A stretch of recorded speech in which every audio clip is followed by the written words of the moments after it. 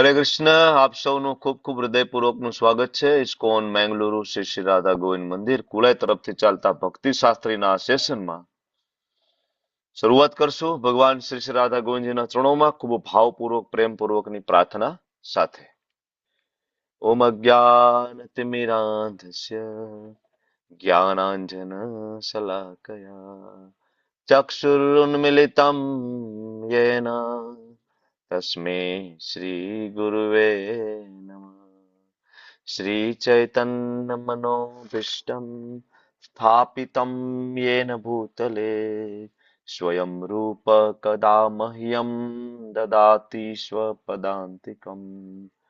વંદેહમ શ્રી ગુરો શ્રીયુતાપદકમલમ શ્રીગુરુન વૈષ્ણવાંશ્ચ શ્રીરૂપમ સાગ્રજાતમ સગણ રઘુનાથાન્વિતમ તમ સજીવમ સાદ્વૈતમ સાવધૂતમ પરિજન સહિતમ કૃષ્ણા ચૈતન્ય દેવમ શ્રી રાધા કૃષ્ણ પાદાન સહગણ લલિતા શ્રી વિશાખાન્વિતાંશ્ચ. હે કૃષ્ણા કરુણા સિંધો દીનબંધો જગતપતે ગોપેશ ગોપિકા કાંત રાધા કાંત નમસ્તુતે. તપ્ત કાંચન ગૌરાંગી શ્રી રાધે વૃંદાવનેશ્વરી વૃષભાનુસુતે દેવી પ્રણમામિ હરિપ્રિયે.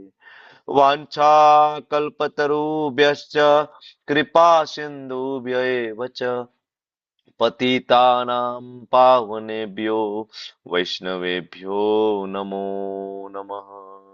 નમો વિષ્ણુપાદાય કૃષ્ણપૃષ્ઠાય ભૂતલે શ્રીમતે ભક્તિ વેદાંત સ્વામિન ઇતિ નામિને. નમસ્તે સારસ્વતે દેવે ગૌરવાણી પ્રચારિણે નિર્વિશેષા શૂન્યવાદી પાશ્ચાત્યાદેશતારિણે. જય શ્રી કૃષ્ણ ચૈતન્ય પ્રભુ નિત્યાનંદ શ્રી અદ્વૈત ગદાધર શિવાસાદિ ગૌર ભક્તવૃંદ. હરે કૃષ્ણ કૃષ્ણ કૃષ્ણ હરે હરે હરે રામ રામ રામ હરે હરે. હરે કૃષ્ણ. હરે કૃષ્ણ. હરે કૃષ્ણ પ્રભુજી. વેલકમ. પ્રણામ. હરે ધનુત પ્રણામ. દયા લક્ષ્મી હરે માતાજી. કૃષ્ણ પ્રભુજી ધન્યવાદ પ્રણામ. હરે કૃષ્ણ પ્રભુજી ધન્યવાદ ધનુત પ્રણામ. હરે કૃષ્ણ. બધા જ માતાજીઓ તમારું બધાનું ખૂબ ખૂબ હૃદયપૂર્વકનું સ્વાગત છે. બધા પ્રભુજીઓ વેલકમ. તમારું પણ ખૂબ ખૂબ સ્વાગત છે. હરે કૃષ્ણ. પરેશ શાહ પ્રભુજી, જુહી માતાજી ધનુત પ્રણામ, નીતા માતાજી, પ્રિયા જયસ્વાલ માતાજી, રાજેશ્વરી માતાજી, ડોક્ટર કાજલ માતાજી, ધેન ગૌર સચ્ચી દુલાલ પ્રભુ હરે કૃષ્ણ વેલકમ. દેવ્યાની માતાજી, આશા માતાજી વેલકમ વેલકમ. ચાલો તો એક હરે કૃષ્ણ. તમને બધાનું હોમવર્ક આપ્યું હતું એક એક્સરસાઇઝ ઉપર આજે આપણે ડિબેટ કરવાની છે, બરાબર? તો પેલા જે સ્લાઇડ આપણે કેટલા શ્લોક કાલ કવર કર્યા છે ગઈકાલે? અધ્યાય 1 પૂરો થયો. અધ્યાય 1 કાલે કમ્પ્લીટ આપણે થઈ ગયો. હવે આપણે એક અધ્યાય 1 ની એક એક્સરસાઇઝ જે છે, બરાબર, એક એક્સરસાઇઝ ને થોડાક શિલ પ્રભુપાદજીના સ્ટેટમેન્ટ, આ બે આપણે લઈશું એટલે કમ્પ્લીટ. પ્રશ્ન તમે લોકો ફરીથી સમજી લો. બે ગ્રુપ આપણે બનાવવાના છીએ, બરાબર, અને જેટલા પાર્ટિસિપેન્ટ છે એના 50-50 ડિવાઇડેડ કરી દેશું. એટલે અત્યારે 31 પાર્ટિસિપેન્ટ છે, એટલે આપણે એકમાં 15, એકમાં 16 અથવા 15-15 એ રીતના. એની અંદર બે ની અંદર બબે લીડર આપણે રાખીએ જે ડિબેટ કરવા માટે આવશે. એટલે 4 માઇક આપણે અનમ્યુટ કરશું, બરાબર, બે એ ગ્રુપમાંથી, બે બી ગ્રુપમાંથી. એની અંદર જે એ ગ્રુપ જે છે, બરાબર, એની ચર્ચાનો વિષય શું રહેશે? તો કે ભાઈ શ્રીલ પ્રભુપાદજી કે છે ચાણક્ય પંડિતના મત મુજબ કે સ્ત્રીઓ બહુ બુદ્ધિશાળી નથી અને સ્ત્રીઓને હંમેશા સંરક્ષણ બરાબર અંડર રહેવું જોઈએ. તો એ ગ્રુપ છે એની ફેવરમાં છે કે નહીં પ્રભુપાદ સાચું કહે છે ને એના કારણો આ છે કે શું કામ સ્ત્રીઓ બુદ્ધિશાળી નથી અને શું કામ એને સંરક્ષણમાં રહેવું જોઈએ. પણ બી ગ્રુપ છે અગેન્સ્ટમાં છે કે નહીં નહીં ભાઈ અમે આ સ્ટેટમેન્ટ માન્ય કરતા નથી અને બરાબર અમારા આ મુદ્દાઓ છે. બરાબર. તો આઈ હોપ કે તમને ક્લિયર થઈ ગયો હશે શું આપણી એક્સરસાઇઝ છે. બ્રેકઆઉટ રૂમ તરફ હું આગળ વધું છું. આપણે 2 બ્રેકઆઉટ રૂમ કરીએ. Assign let's participant. ઓકે, હવે તમારી સામે 1 અને 2 કઈ રીતના આવશે આમાં? તો અસાઇન મેન્યુઅલી કરું તો થાય. મેન્યુઅલીમાં આમાં પાછું સુરક્ષા માતાજી ઓલું લિસ્ટ લઈ લો. ચાલો. હા પ્રભુજી. હા, એ લિસ્ટ મને આપી દો એટલે ફટાફટ અસાઇન કરીએ. એક ગ્રુપ પહેલા અસાઇન થશે, બીજું ગ્રુપ પછી અસાઇન થશે. અને તમને ત્યાં 10 મિનિટનો ચર્ચા કરવાનો સમય રહેશે. ચાલો, રૂમ નંબર 1 માં કોને અસાઇન કરવાના છે? પેલું નામ બોલો. આરતી આરતી ભોઈ આરતી ભોઈ માતાજી. માતાજી. હા, હા, આરતી આરતી. ભોઈ માતાજી. આ બોલો, નેક્સ્ટ બોલો ફટાફટ. પછી આહિર ગોમી માતાજી. પછી ભૂમિ અર્ચના આહિર માતાજી નથી ને? ભૂમિ આહિર માતાજી નથી દેખાતા ને અત્યારે? હમ. હોય તો અર્ચના નામ બોલે તો યસ કેજો ખાલી. નથી. હા હા, ચાલો. અર્ચના માતાજી. અર્ચના ગોહેલ માતાજી નથી. ચાલો નેક્સ્ટ બોલો. આશા પટેલ માતાજી. ઓકે, આશા પટેલ માતાજી ડન. પછી કૃષ્ણા ઓડેરા માતાજી. Yes sir. ઓકે. હા હા બાબુજી. હા હા, વાંધો નહીં. દર્શના દેવ્યાની ઉડેદ્રા માતાજી. માતાજી. ઓકે, દેવ્યાની માતાજી ડન છે. ધાર્મી માતાજી. નથી આવ્યા ને? ડાકોર ગયા છે. ડાકોર ગીતા ગયા છે. માતાજી. ઓકે, ગીતા માતાજી પણ નથી. ચાલો નેક્સ્ટ બોલો. હર્ષા માતાજી. હર્ષા ગેલાણી માતાજી. ચાલો. હમ. હરિકુમાર પ્રભુજી. કોણ? હરિપ્રભુજી. હરિકુમાર પ્રભુજી લખ્યું છે. હરિકુમાર પ્રભુજી તો એવું કોઈ છે નહીં. વાંધો નહીં, ચાલો પછી નેક્સ્ટ બોલો. હરિપ્રિયા ગોપી માતાજી. જસ્ટ અ મિનિટ માતાજી. છે. જય શ્રી સુમંગલા દેવી માતાજી. એની માતાજી એક મિનિટ. મેન્યુઅલ અસાઇન્ટ આપણે છે ને પહેલી વાર કરીએ છીએ. જય શ્રી સુમંગલા માતાજી. હા, કોણ કીધું તમે? જય શ્રી સુમંગલા માતાજી. જય શ્રી સેજપાલ માતાજી. ચાલો, જય શ્રી સેજપાલ માતાજી. હરે કૃષ્ણ પ્રભુજી. જય શ્રી સુમંગલા માતાજી. હાલો પછી બોલો. વિઘ્ન ગુજરાતી માતાજી. હા, પછી બોલો. જુહી કરલી માતાજી. જુહી કરલી માતાજી. ઓકે. જ્યોતિ ખોખાની માતાજી. જ્યોતિ નથી. જ્યોતિ ખોખાણી માતાજી નથી. ચાલો પછી બોલો. કાજલ પટેલ માતાજી. ઓકે, હરે કૃષ્ણ. હરે કૃષ્ણ. પૂરા થઈ ગયા. જ્યોતિ ખોખાણી માતાજી છે? ક્યાં છે? મને કેમ નથી દેખાતા? નથી પ્રભુ. જ્યોતિ ખોખાણી માતાજી ક્યાં છે? પ્રભુજી છે. છે? હા, જોઈ કાલની માતાજી છે.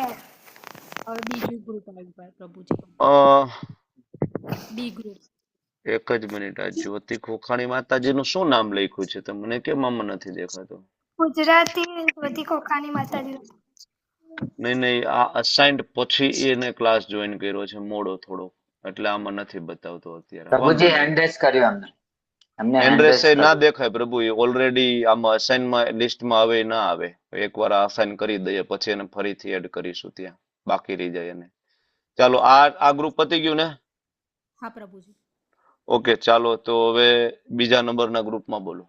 તમે એક નહીં જોઈન થતા. મિત્રવિંદા માતાજી. મિત્રવિંદા માતાજી. નારાયણી માતાજી. નારાયણી સોનૈના માતાજી. નીતા ગઢવાના માતાજી. અનિતા માતાજી. પરેશા પ્રભુજી. ઓકે. પ્રિન્સી પછી? માતાજી. ઓકે. પ્રિયા જસવાલ માતાજી. શું નામ છે? પ્રિયા જયસ્વાલ. પ્રિયા હા, જયસ્વાલ. Okay okay. પછી રાજેન્દ્ર પ્રભુજી. વિશાલ પ્રભુ, બીજા બધા માઇક બંધ કરી દો. રાજેન્દ્ર પ્રભુજી. રાજેશ્વરી માતાજી. ઓકે, રાજેશ્વરી માતાજી, રેખા રાજેન્દ્ર પ્રભુ માતાજી, લેટ જોઈન થયા છે એટલે એ નથી અત્યારે બતાવતું. પછી કોણ? રેખા રેખા પંડ્યા માતાજી, માતાજી, એ લેટ જોઈન થયા છે એટલે એ પણ નથી બતાવતા અત્યારે. ચાલો પછી બોલો. વિદ્યાશર માતાજી, રિધિ માતાજી, ડન. સખી અ, સાક્ષી માધવ પ્રભુજી, નથી. ચાલો નથી. પછી બોલો. શૈલેષ ભટ્ટ પ્રભુજી, શૈલેષ ભટ્ટ પ્રભુ નથી. પછી બોલો. મારું પછી કરાવ. હમ સ્વર્ણાંગી માતાજી, સોનાંગી માતાજી લેટ જોઈન તેજોમયી થયા કૃષ્ણ, એટલે એમાં નથી લિસ્ટમાં અત્યારે. હવે આ બધા નામ મને પછી પાછા આપવો પડશે. તેજોમયી, તેજુમયી માતાજી છે, ચાલો. હા, સોનાંગી માતાજી પણ છે, ચાલો થઈ ગયું. પછી બોલો. વંદના વિસ્ફુટે વેલુબા માતાજી, પ્રભુજી, હા એ બી છે. ઓકે. વેલુબા વિક્રમી પ્રભુજી, કૃષ્ણ, વિક્રમી વેલુભા પ્રભુ, પ્રભુજી, હા, અને વિમલા વ્રજરાની માતાજી વિક્રમી ને વિશાલ આહિરે એમાં જશે ને? નહીં આયા, કાલે નતા પ્રભુજી. હા, તો આજે આપણે એ ગ્રુપમાં એડ હા કરી લઈ દઈએ, અગેન્સ્ટ વાળા ગ્રુપમાં. બરાબર ને? ચાલો તો આટલા લોકોને અત્યારે ઓપન ફોર ઓલ. જો તમારી સામે ઓપ્શન આવી ગયો ને, તો એ રૂમમાં તમે લોકો જોઈન થઈ જાઓ. ચાલો. અને માતાજી જે હવે છે ને, જે બાકી રહી ગયા, દયાલક્ષ્મી માતાજી, બોલો એ કયા ગ્રુપમાં છે? એ ઉપરના એમાં લઈ જાઓ એમને, ડી છે ને હાલો તો. હાલો, એને મોકલી દીધા. નીતુ જરીવાલા માતાજી, એક નીતુ જરીવાલા માતાજી આજ જોડાયા છે તો એમ એન એન તો ચાલો બી ગ્રુપમાં. બી ગ્રુપમાં. ચાલો પછી માધવી માતાજી આવ્યા છે આજે? માધવી માતાજી આ છે. હા આયા છે, હા માધવી એ બી માતાજીને હાલો ગ્રુપમાં છે. હાલો. ગોર સતી પ્રભુ એ ગ્રુપ. રેખા બી પંડ્યા માતાજી, ચાલો. બી ગ્રુપ જ્યોતિ ખોખાણી માતાજી, એ ચાલો. પછી બી ગ્રુપ. કૃષ્ણ દવે માતાજી, એ પ્રભુજી અમુક પછી બીમાં વધી નહીં જાય, એમાં બી લઈ જવા પડશે થોડા. હા હા કાંઈ વાંધો નહીં. હરિપ્રિયા માતાજી, હરિપ્રિયા માતાજી, એક જ મિનિટ જો એ બી છે. એ જ છે એ એટલે ગ્રુપ એ ગ્રુપમાં જ આવે. એ ગ્રુપમાં. અને જંખના માતાજી બી ગ્રુપમાં. હમ અને હવે તમે એ ગ્રુપમાં. નહીં, તમારો એસ છે ને બી ગ્રુપમાં. બી ગ્રુપમાં. હા, તો ચાલો તમને એસાઇન કરી દઉં છું. હર્ષા માતાજી તમે કેમ ગયા નથી? હર્ષા ગેલાણી માતાજી, તમારી સામે ઓપ્શન આવ્યો છે, જોવો. મિસ થઈ ગયું નથી અત્યારે. નહીં નહીં, તમારી સ્ક્રીન ઉપર ક્લિક કરો, એ તો 4 ચોકઠા બતાવે જ ઉપર માતાજી. એમાં મિસ થઈ ઉપર જવા 4 જેવું હશે કઈ છે જ માતાજી, નહીં. લેફ્ટ સાઈડ હમ ઉપર હશે જુઓ. આ એ જતા રહ્યા. તમે એક જ છો. મારું ચાલો, ચાલશે ચાલશે ક્યાંથી? જાઓ ચાલશે નહીં, કરો ચર્ચા. 10 મિનિટનો ટાઈમ છે. ચાલો, કમોન. હોમવર્ક જ નહીં કરી. તો કરવું જ નથી આપણે, ગામને ખાલી મોકલવું જ.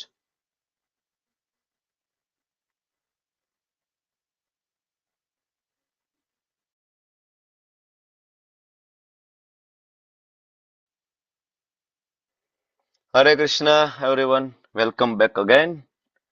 ચાલો, હરે કૃષ્ણ. તો ચાલો, ગ્રુપ નંબર એ, એના 2 લીડર કોણ છે? ગ્રુપ નંબર એ માંથી સપોર્ટ હરે ગ્રુપ. કૃષ્ણ. જી પ્રભુજી. હરે કૃષ્ણ, તમને પ્રણામ.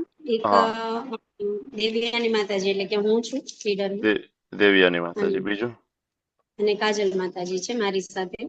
ડોક્ટર કાજલ માતાજી. ઓકે. અગેન્સ્ટ ગ્રુપમાં કોણ કોણ છે? વિશાલ પ્રભુજી અને નીતા માતાજી. વિશાલ આહિર અને બીજું નીતા ગઢવાડા માતાજી. નીતા માતા. ચાલો, તો 10 મિનિટનો ટાઈમ છે. બરાબર. પેલું એ ગ્રુપમાંથી મુદ્દો મૂકશે અને એને કાઉન્ટર બી ગ્રુપમાંથી કરશે. બરાબર. પછી બી ગ્રુપના બીજા લીડર એક મુદ્દો મૂકશે અને એ ગ્રુપનો બીજો લીડર એને કાઉન્ટર કરશે. તમે સમજો છો ને? તમારી બે બાજુ બબે લીડર છે. ધારો કે પેલા એક મુદ્દો દેવ્યાની માતાજી આપશે, તો વિશાલ પ્રભુ એ મુદ્દાને કાઉન્ટર કરીને આન્સર આપશે. બરાબર. એટલે ત્યાં એ ડિબેટ પૂરી થઈ. પછી નીતા માતાજી એક મુદ્દો આપશે અને કાજલ માતાજી એને કાઉન્ટર કરશે. ફરીથી દેવ્યાની માતાજી એક મુદ્દો આપશે, વિશાલ પ્રભુ કાઉન્ટર કરશે. શરૂઆત કરીએ દેવ્યાની માતાજી. ચાલો ભાઈ, સ્ત્રીઓ બહુ બુદ્ધિશાળી નથી અને સ્ત્રીઓને રક્ષણની જરૂર છે. જી પ્રભુજી. ચાણક્ય નીતિ એ મુજબ કહે છે કે પુરુષ છે ને બુદ્ધિ, તર્ક અને યોજનાથી કામ લે છે, જ્યારે સ્ત્રીઓ છે એ લાગણી, સંવેદના અને સંબંધથી કામ લે છે. એટલે ક્યારેક એના ડિસિઝન છે લાગણીમાં આવીને તર્કની સાથે કોમ્પીટ નથી કરી શકતા, જેને લીધે એના નિર્ણયો ખોટા સાબિત થાય છે. માટે આપણે કહી શકીએ કે સ્ત્રીઓ ઓછી બુદ્ધિશાળી છે. હરે કૃષ્ણ. હરિબોલ. વિશાલ પ્રભુ. આના એટલે આપણે જોઈએ તો ઘણા બધા એવા સ્ત્રીઓ પણ થઈ છે કે જેમણે નિર્ણય બરાબર લીધા છે. જેમાં આપણે જોઈએ તો જેમ કે એક ગાર્ગી હતા માતાજી, આપણે જોઈએ તો એ અતિ મહાન તત્વચિંતક હતા અને જે રાજા જનકની સભામાં ઋષિઓ સામે બ્રહ્મજ્ઞાન પર ચર્ચા કરી હતી અને એમને હરાયા હતા આપણે જોઈએ તો. અને બીજા આપણે અલગ અલગ ઉદાહરણ છે, જેમ કે કુંતી દેવી છે તો તે દુઃખમાં અડગ ભક્તિ રાખી હતી. અને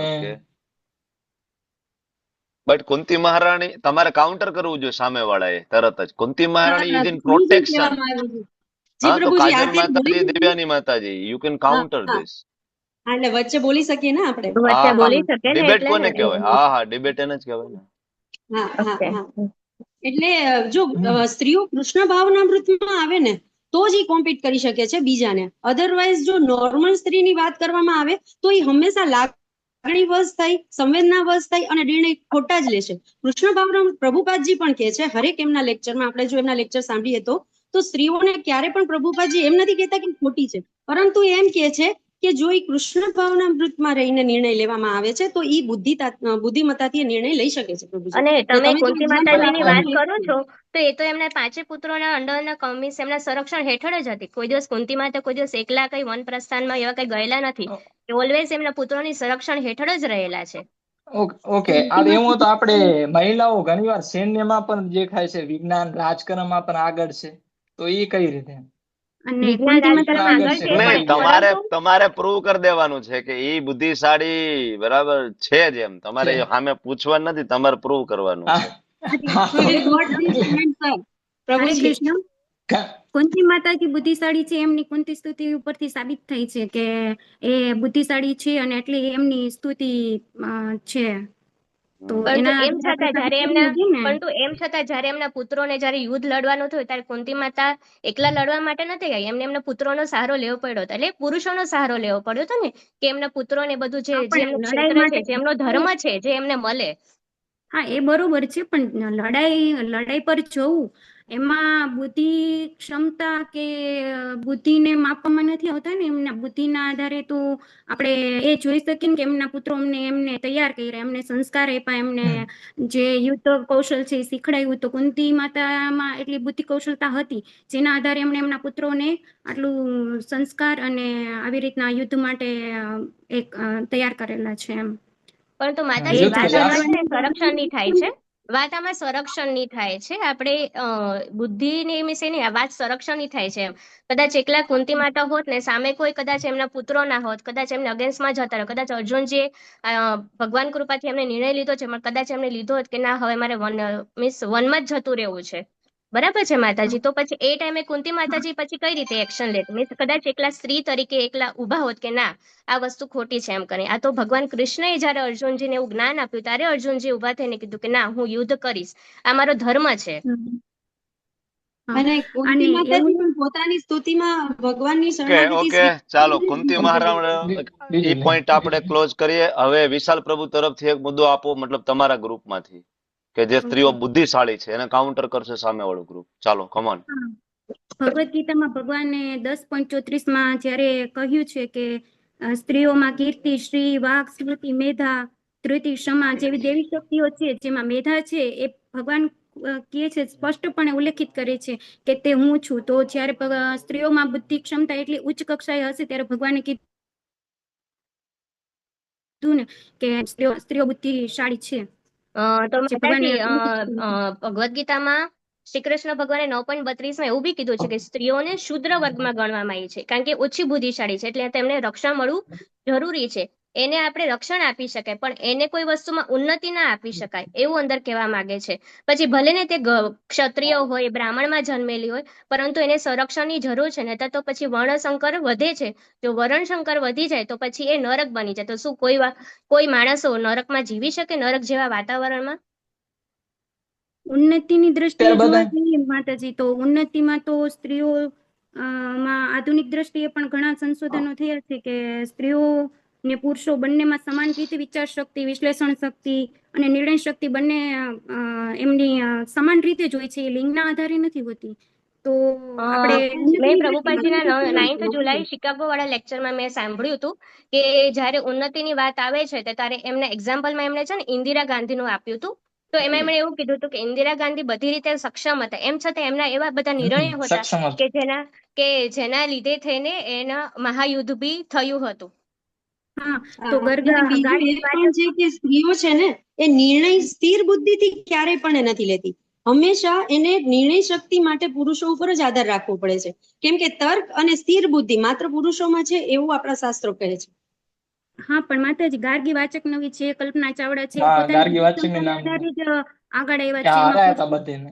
ક્યાંય સહાયતા પણ કે કલ્પના ચાવડાનો જ નિર્ણય હતો ને કે જેના લીધે થઈને એ બધા લોકો જે એમની જોડે જે થયું એ નિર્ણય પરથી કલ્પના ચાવડા અને એમની જોડે જે 7 લોકો જે સાયન્ટિસ્ટો જે મરી ગયા છે, બરાબર છે, એનું કારણ બી કલ્પના ચાવડા જ હતી.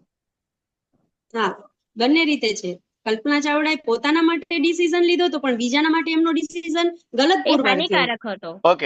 ઓકે ચાલો હવે એક મુદ્દો આપશે આ બાજુની સાઈડ માંથી, દેવ્યાની માતાજી, કાજલ માતાજી, બે માંથી એક મુદ્દો આપો. ચાલો, સ્ત્રીઓ બુદ્ધિશાળી. કાજલ માતાજી તમારો એક મુદ્દો કાજલ આપી દો માતાજી એક please. મુદ્દો આપો. ચાલો, સ્ત્રીઓ બુદ્ધિશાળી છે એનો.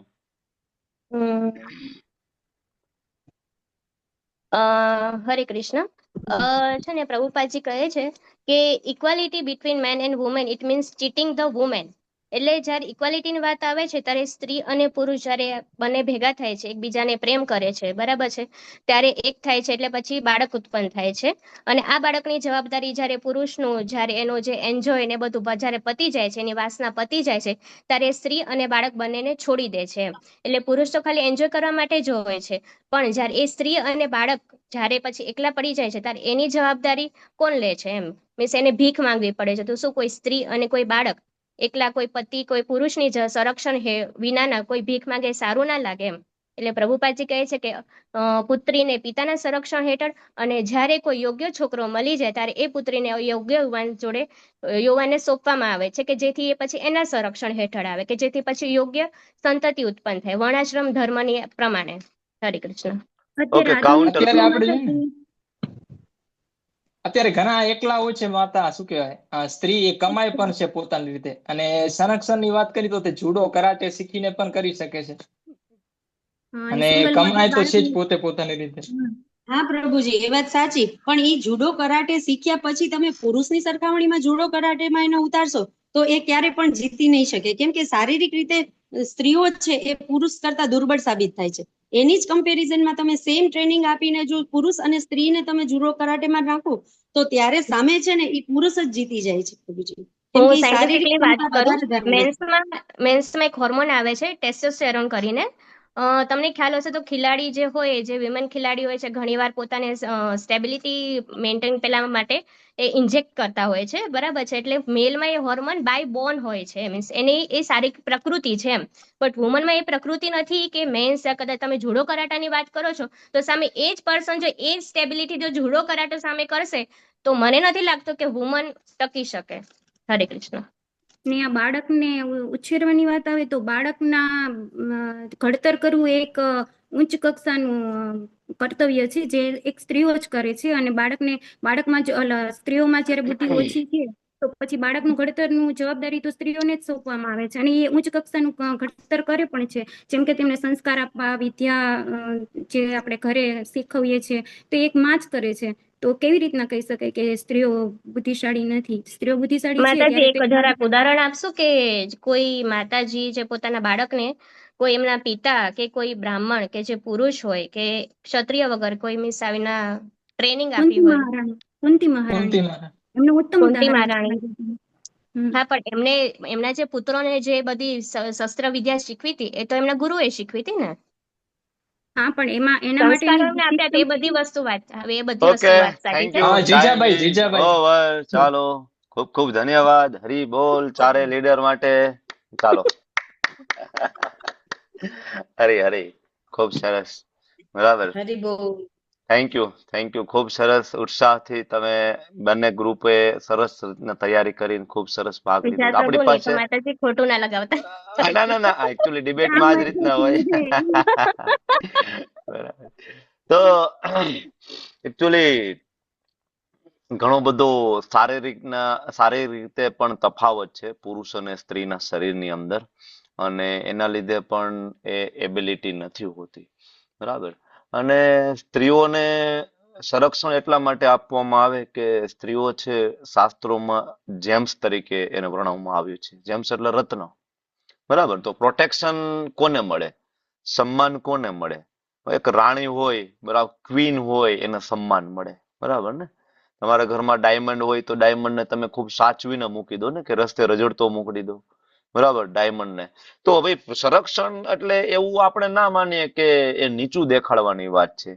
બરાબર. જેમ કે Z+ સિક્યુરિટી છે પ્રેસિડેન્ટને મળે, કોઈ હવાલદારને Z+ સિક્યુરિટી ના મળે ને.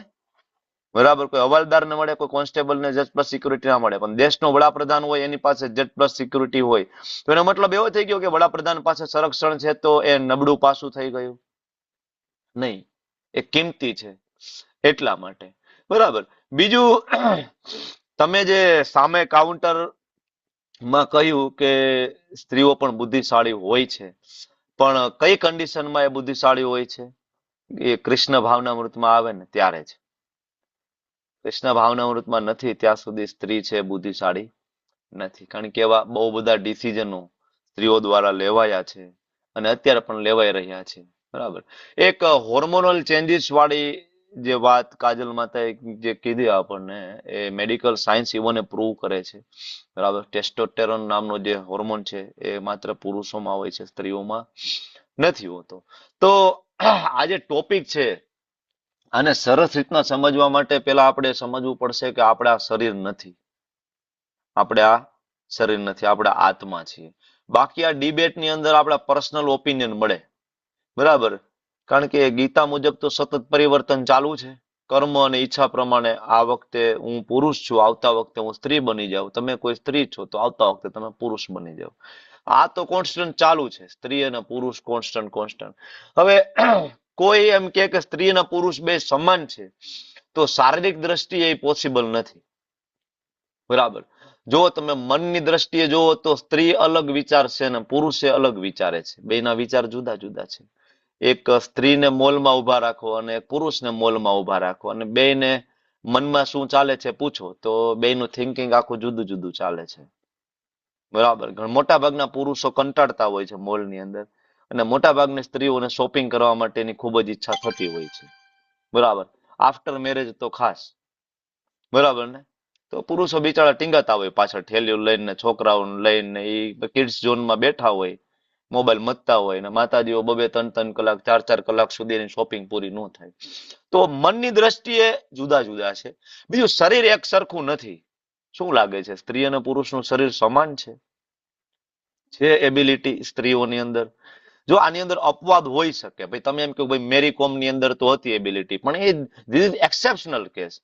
અહીંયા જે વાત થઈ કેવી વાત થઈ? જનરલાઇઝ વાત થઈ. તમે એમ કહો ભાઈ રાણી લક્ષ્મીબાઈ, પણ એ રાણી લક્ષ્મીબાઈ એક્સેપ્શનલ કેસ છે, અપવાદ કેસ કહી શકાય એને. અહીંયા જે વાત થાય છે જનરલાઇઝ વાત થાય છે, કે સ્ત્રી અને પુરુષ મતલબ જનરલાઇઝ. બરાબર. તો જનરલાઇઝ આજ સુધી આપણે જોયું જ છે ને. જ્યારે કાશ્મીરની અંદર માઇકની અંદર જ્યારે ત્યાં એનાઉન્સ કરવામાં આવ્યું, બરાબર, મસ્જિદોમાં, તો ત્યારે શું કહ્યું હતું કે પુરુષો બધા જતા રહ્યો અને તમારી સ્ત્રીઓને છોડી દો. ખબર છે તમને કાશ્મીરની અંદર એનાઉન્સ થયું હતું? સ્ત્રીઓ ઉપર રેપ થયા, બધી દીકરીઓને મારી નાખી મુસ્લિમો દ્વારા. બરાબર ને? તો આજે પણ આ જ વસ્તુ થઈ રહી છે, ત્યારે પણ એ વસ્તુ થતી હતી. તો શરીર એક સરખું નથી, મન એક સરખું નથી, તો હવે એ સ્વીકારવામાં આપણને શું વાંધો પડે કે બુદ્ધિ એક સરખી નથી. સ્ત્રીઓને પુરુષોની બુદ્ધિ એક સરખી નથી, બે જુદી જુદી રીતના કામ કરે છે. અને અહંકાર પણ એક સરખો નથી. આ ચારેય વસ્તુ ભૌતિક છે, શરીર, મન, બુદ્ધિ ને અહંકાર. જો સમાનતાની તમે વાત કરતા હોય તો આત્માના લેવલ ઉપર વિચારો તો જ સમાનતા આવે. શરીરના લેવલથી વિચારશો તો જો પુરુષના શરીરના અમુક પ્લસ પોઈન્ટ છે તો સામે સ્ત્રીના શરીરના અમુક પ્લસ પોઈન્ટ છે. પુરુષના શરીરના અમુક માઇનસ પોઈન્ટ છે તો સ્ત્રીના શરીરના અમુક માઇનસ પોઈન્ટ છે. બરાબર, એવું નથી. અમુક સ્ત્રીઓ પણ ઘણા ઊંચા લેવલ ઉપર છે. વૈદિક સમયમાં આપણે જોયું છે, જેમ તમે લોકો એક્ઝામ્પલ આપ્યું ગાર્ગી માતાજી, એમ તો આપણી ગોળિયા વૈષ્ણવ પરંપરામાં જાનવા દેવી થઈ ગયા, નિત્યાનંદ પ્રભુજીના વાઇફ જાનવા દેવી. આજે પણ તમે રાધાકુંડ જાઓ તો તેમની સમાધિ છે. એ જાનવા દેવી એટલે વિચાર કરો કે ગોળિયા વૈષ્ણવ પરંપરાને એક સમય કમ્પ્લીટલી લીડ કરતા હતા એઝ એ આચાર્ય તરીકે. અને એની અંદર મોટા મોટા વિદ્વાન પંડિતો છે, જાનવા માતાજીને દંડવત કરી અને આ પરંપરામાં આગળ આવ્યા છે. તો પણ ક્યારે એટલા બુદ્ધિશાળી બન્યા? તો કૃષ્ણ કોન્શિયસમાં. જ્યારે કોઈ વ્યક્તિ ભક્ત બની જાય પછી આ ડિફરન્સ નથી જોવા મળતો. કારણ કે જો આપણે અહીંયા જે વાત કરીએ છીએ બુદ્ધિના સંદર્ભમાં, તો બુદ્ધિ બે પ્રકારની છે. એક બુદ્ધિ એને ઇમોશનલ બુદ્ધિ કહેવાય અને એક બુદ્ધિ છે એને રેશનલ ઇન્ટેલિજન્સ અથવા રેશનલ બુદ્ધિ કહેવાય. બરાબર, જે એનાલિસિસ નું કામ કરે. તો જો સ્ત્રીઓની અંદર રેશનલ બુદ્ધિ ઓછી હોય છે. સ્ત્રીઓ ઝડપથી એટલું એનાલિસિસ નથી કરતી, પણ સ્ત્રીઓની અંદર ઇમોશનલ બુદ્ધિ વધારે હોય છે, જલ્દી ઇમોશનલ. બરાબર, તમે એક્ઝામ્પલ જોવો ને તો માતા દ્રૌપદીના 5 પુત્રોનું ગળું કાપીને અશ્વત્થામા લઈ ગયો. બરાબર ને, માતા દ્રૌપદી વાળું એક્ઝામ્પલ આપણે સમજવાની કોશિશ કરીએ. અશ્વત્થામા લઈ ગયો અને દ્રૌપદી ખૂબ રડી રહ્યા હતા, ખૂબ વિલાપ કરી રહ્યા હતા. અર્જુન આવ્યા અને અર્જુને જોયું, અર્જુન કીધું ભાઈ હું માથું કાપીને લઈ આવું અશ્વત્થામાનું, કે તું એની ઉપર ઊભી રહેજે કે બરાબર, હું હમણાં જાઉં ને માથું કાપીને લઈ આવું. અને અર્જુન ગયા અને અશ્વત્થામાને પશુની જેમ બાંધીને લાવ્યા. પણ માતા દ્રૌપદીએ જોયું તો તરત કીધું ભાઈ છોડી દો. ડિસિઝન ચેન્જ થઈ ગયું તરત જ. તમે જો પેલા એક ડિસિઝન જુદું હતું અને જેવું જોયું તો ઇમોશનલ થઈ ગયા, છોડી દો. પણ ભીમનું ને અર્જુનનું ડિસિઝન અફર હતું કે નહીં કે મારી જ નાખવાનો છે, ફિનિશ, કે એને અશ્વત્થામાને થોડું જીવાડવાનો હોય. પણ એટલો બધો ગુસ્સો હોવા છતાં તરત ઇમોશન જાગૃત થઈ ગયા. કોનામાં? માતા દ્રૌપદીમાં. કે ભાઈ નહીં, પેલો નિર્ણય કેન્સલ અને બીજો નિર્ણય હવે લઈએ છીએ કે ભાઈ હવે આને આ પરિસ્થિતિમાં એને એક સંરક્ષણની જરૂર પડે નિર્ણય લેવા માટે. બરાબર, એવું નથી કે એનું ચરિત્ર સારું નથી કે એને સંરક્ષણની જરૂર પડે કે ભાગી જાય એટલે સંરક્ષણ જરૂર પડે સ્ત્રીઓને. નહીં. બરાબર, તમે જો ખરાબ પરિસ્થિતિમાં આપણે બાળકોના ઓપિનિયન લઈએ છીએ, બાળકોના નાના બાળકને ઘરમાં પૂછીએ છીએ કે ભાઈ આ નવું મકાન લેવું છે તો આ રોડ ઉપર લેવાય કે ના લેવાય, નથી પૂછતા ને બાળકોનો ઓપિનિયન. બરાબર, તો નિર્ણય માટે જયારે ખાસ તો કઠિન પરિસ્થિતિ આવે ને તો એનામાં ઇમોશનલ ઇન્ટેલિજન્સ વધારે હોય છે. બરાબર, અને હવે સામે એનો ફાયદો પણ છે ઇમોશનલ ઇન્ટેલિજન્સ. જેમ કે આ કૃષ્ણ ભાવનામૃતની અંદર અત્યારે જે વિડીયો ચાલુ છે, વિડીયો ચાલુની અંદર તમે જુઓ તો એક વિશાલ પ્રભુ છે ને ગૌર સત્ય પ્રભુ છે અને વિક્રમી પ્રભુ છે. આ 3 વ્યક્તિ મને પુરુષ દેખાય છે. પરેશ શાહ પ્રભુ છે 4, બાકી બધા માતાજી છે. લાસ્ટ ભક્તિ શાસ્ત્રીના રિઝલ્ટ આવ્યા, 9 ડિગ્રી આવીને 9 ડિગ્રી છે માતાજીની આવી ઓલ. તો સામે ઇમોશનલ બુદ્ધિનો ફાયદો પણ છે કે જલ્દીથી તમે કૃષ્ણને પ્રેમ કરી શકો છો, જલ્દીથી તમે સમજી શકો છો. બરાબર, જલ્દીથી તમે ભગવત ધામ જઈ શકો છો, તો ફાયદો પણ છે. જ્યારે રેશનલ બુદ્ધિ પુરુષોમાં હોય તો પુરુષો 17 પ્રશ્ન પૂછશે, એ જલ્દીથી નહીં કરી શકે, એ 17 પ્રશ્ન પૂછશે. હવે તમે ધારો કે દ્રૌપદીને આપણે એમ ગણીએ કે નહીં બહુ બુદ્ધિશાળી હતી. ખરેખર દ્રૌપદી બહુ બુદ્ધિશાળી હતી. કારણ કે વિચાર કરો, એની અંદર દ્રૌપદીની નીચે 50,000 સર્વન્ટ હતા. 50,000 દ્રૌપદીની નીચે, અને 50,000 સર્વન્ટને દ્રૌપદી એકલી મેનેજ કરતી હતી, બધાને સંતુષ્ટ કરતી હતી. આખું ટ્રેઝરી હાઉસ જે હતું ને હસ્તિનાપુરનું, એ દ્રૌપદી મેનેજ કરતી હતી. તો એ બહુ બુદ્ધિશાળી હતી. પણ એટલી બુદ્ધિશાળી હોવા છતાં પણ જયારે ચીરહરણ થયું તો એને બધા પાસે જવું પડ્યું હેલ્પ માંગવા માટે. બરાબર ને, એમના 5 પતિ, ભીષ્મદેવ અને છેલ્લે ભગવાન પાસે, પ્રભુ પ્લીઝ બચાવો મને. બરાબર, તો એવું નહીં કે ખાલી સ્ત્રી. શાસ્ત્ર ત્યાં સુધી કે છે કે એવા 5 લોકો જે છે, બરાબર, 5 વ્યક્તિ છે જેને સંરક્ષણ મળવું જોઈએ: બ્રાહ્મણ, સ્ત્રી, બાળક, વૃદ્ધ અને ગાય. હું ફરીથી રિપીટ કરું: બ્રાહ્મણ, સ્ત્રી, બાળક, વૃદ્ધ અને ગાય. આ 5ને સંરક્ષણ આપવું જોઈએ, પૂરતું પ્રોટેક્શન આપવું જોઈએ. બરાબર, જે સમાજમાં આમને પ્રોટેક્શન આપવામાં આવે છે એ જ સાચો સમાજ કહેવામાં આવે. હું ફરીથી કહી દઉં કે પ્રોટેક્શનનો મતલબ એવો નથી કે એની પોઝિશન નીચી છે. પ્રોટેક્શન પ્રેસિડેન્ટને મળે, હવાલદારને ના મળે. હવે બીજી વાત કરીએ કે શું આજના સમયમાં પેલા જેવું સ્ત્રીઓને સન્માન મળે છે? પહેલાના સમયમાં જે સ્ત્રીઓને સન્માન હતું એવું છે? જો પહેલાના સમયમાં સ્ત્રીઓ પુરુષોનું કામ કરતી ને તો પુરુષનું અપમાન ગણાતું. બરાબર કે નહીં? ભાઈ તું ઘરનું કામ કર, વજન ઉપાડવાનું, ખેત મજૂરી કરવાનું, વોટ એવર અઘરા અઘરા કામ છે એ અમે કરશું, યુ ડોન્ટ વરી, તારે કરવાની જરૂર નથી, તું ઘરનું જે કઈ થાય તું ઘરનું કામ કર. હું એમ નથી કહેતો ઘરનું કામ અઘરું નથી, તમે સમજો, પણ બોડી ફિઝિક્સની દ્રષ્ટિએ તમે જોવા જાવ તો અમુક બહારના કામ છે લેડીઝ નથી કરી શકતી.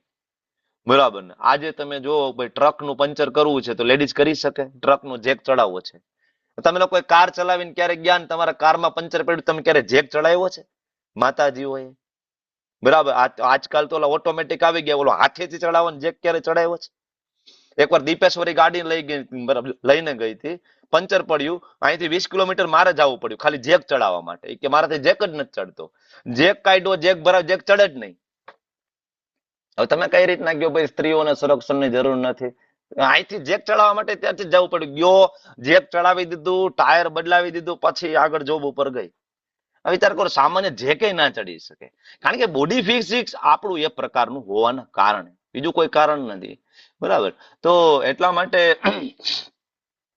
આ જે સ્ટેટમેન્ટ જે આપ્યા છે ચાણક્ય પંડિત દ્વારા, શ્રી પ્રભુપાદજી દ્વારા, એ બહુ સમજવાની જરૂર છે.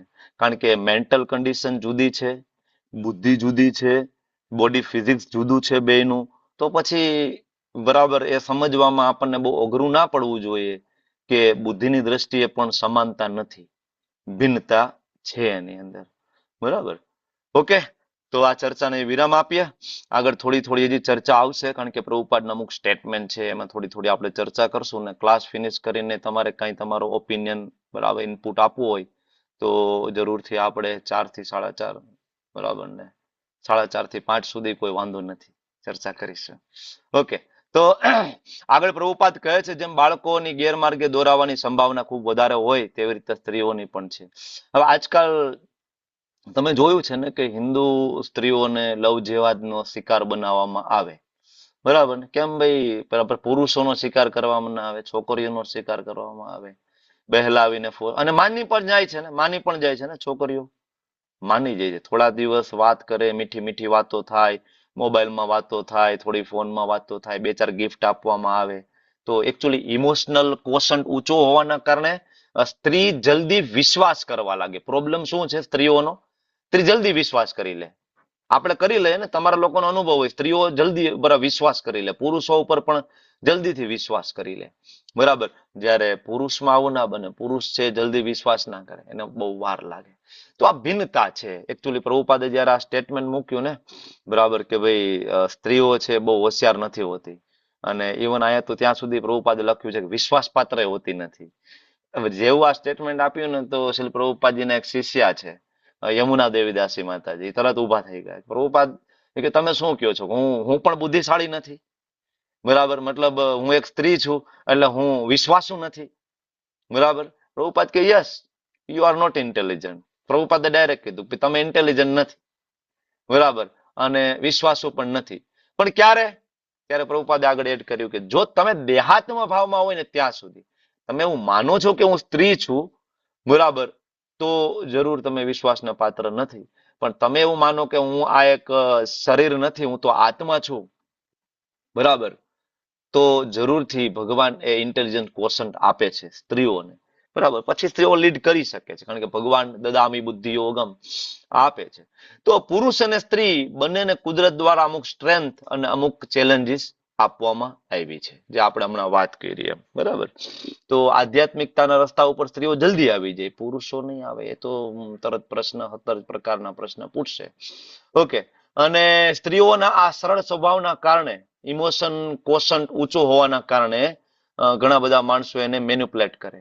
આજે જે લોકો જોબ કરતા હોય, પ્રાઇવેટ જોબ કરતા હોય મલ્ટીનેશનલ કંપનીમાં, એ લેડીઝને પૂછો તો ખબર પડે.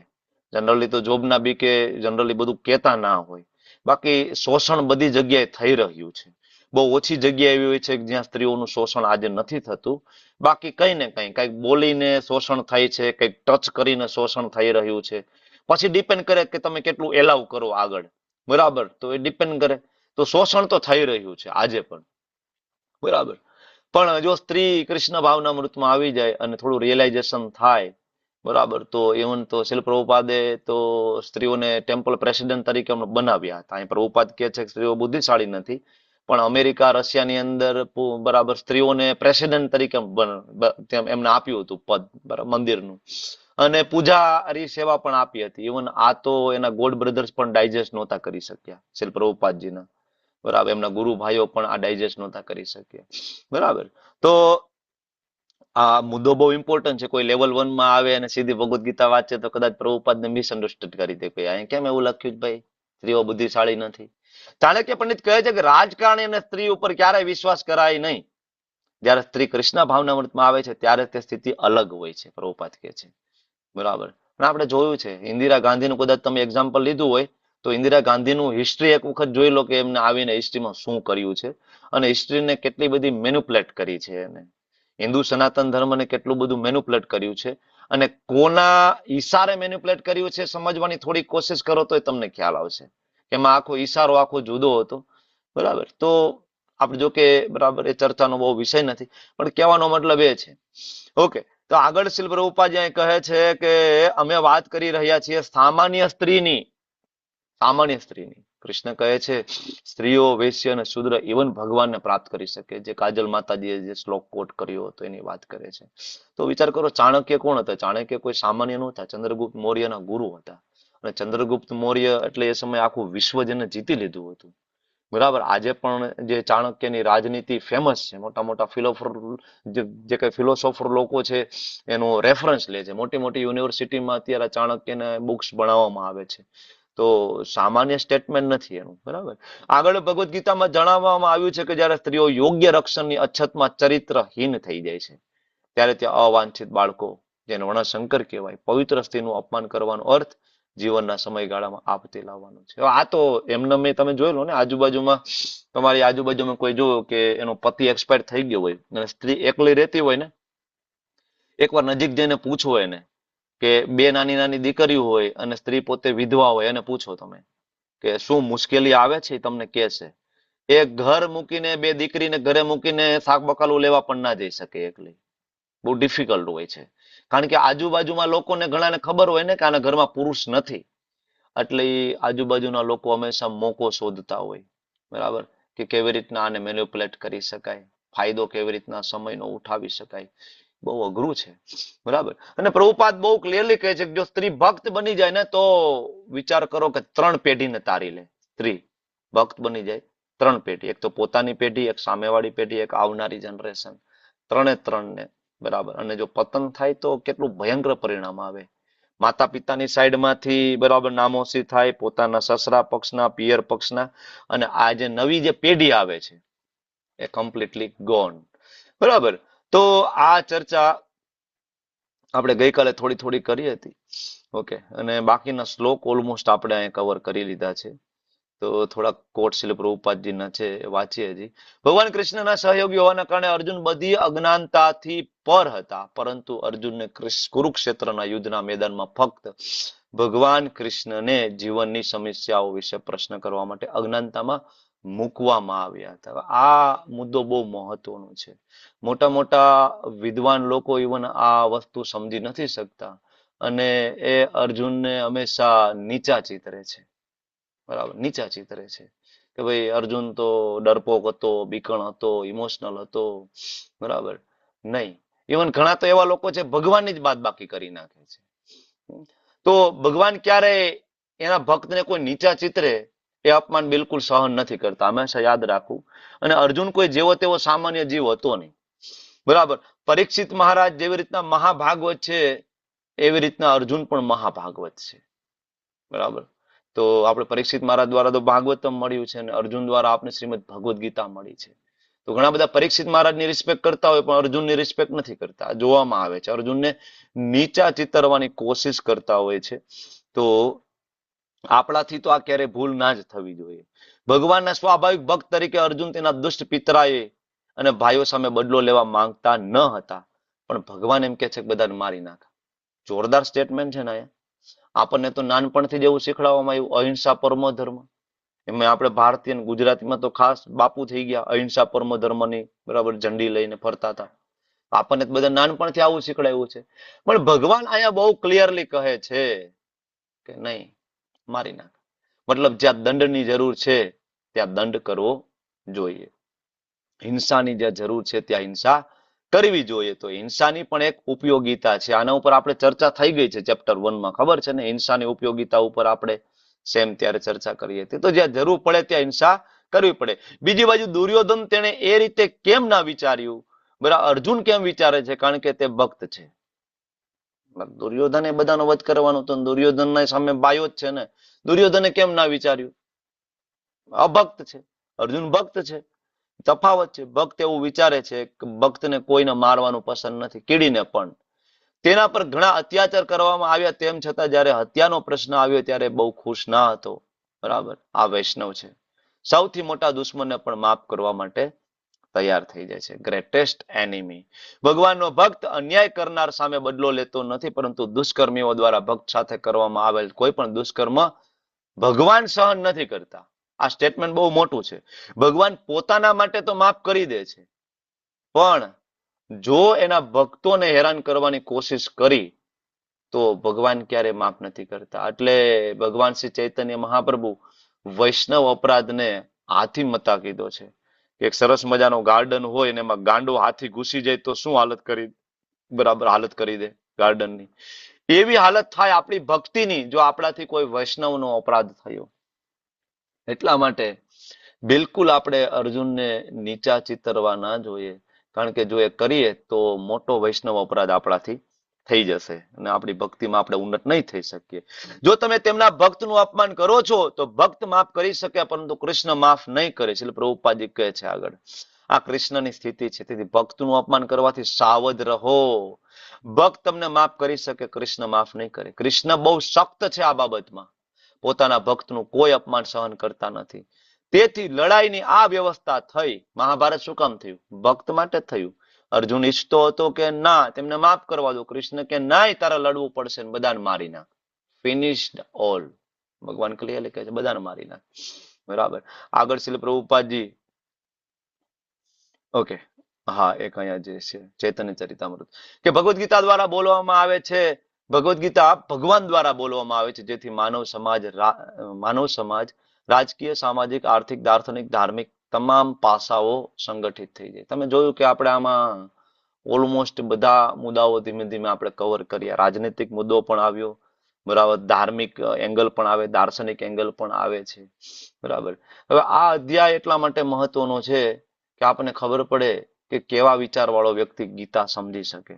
એટલે અર્જુનને એવા વિચાર સાથે મૂકવામાં આવ્યો છે કે જેથી આપને ખ્યાલ આવે કે કેવો વિચાર આવે અને કેવું વ્યક્તિનું જીવન હોય તો એ વ્યક્તિ ભગવદ્ ગીતાને સમજી શકે.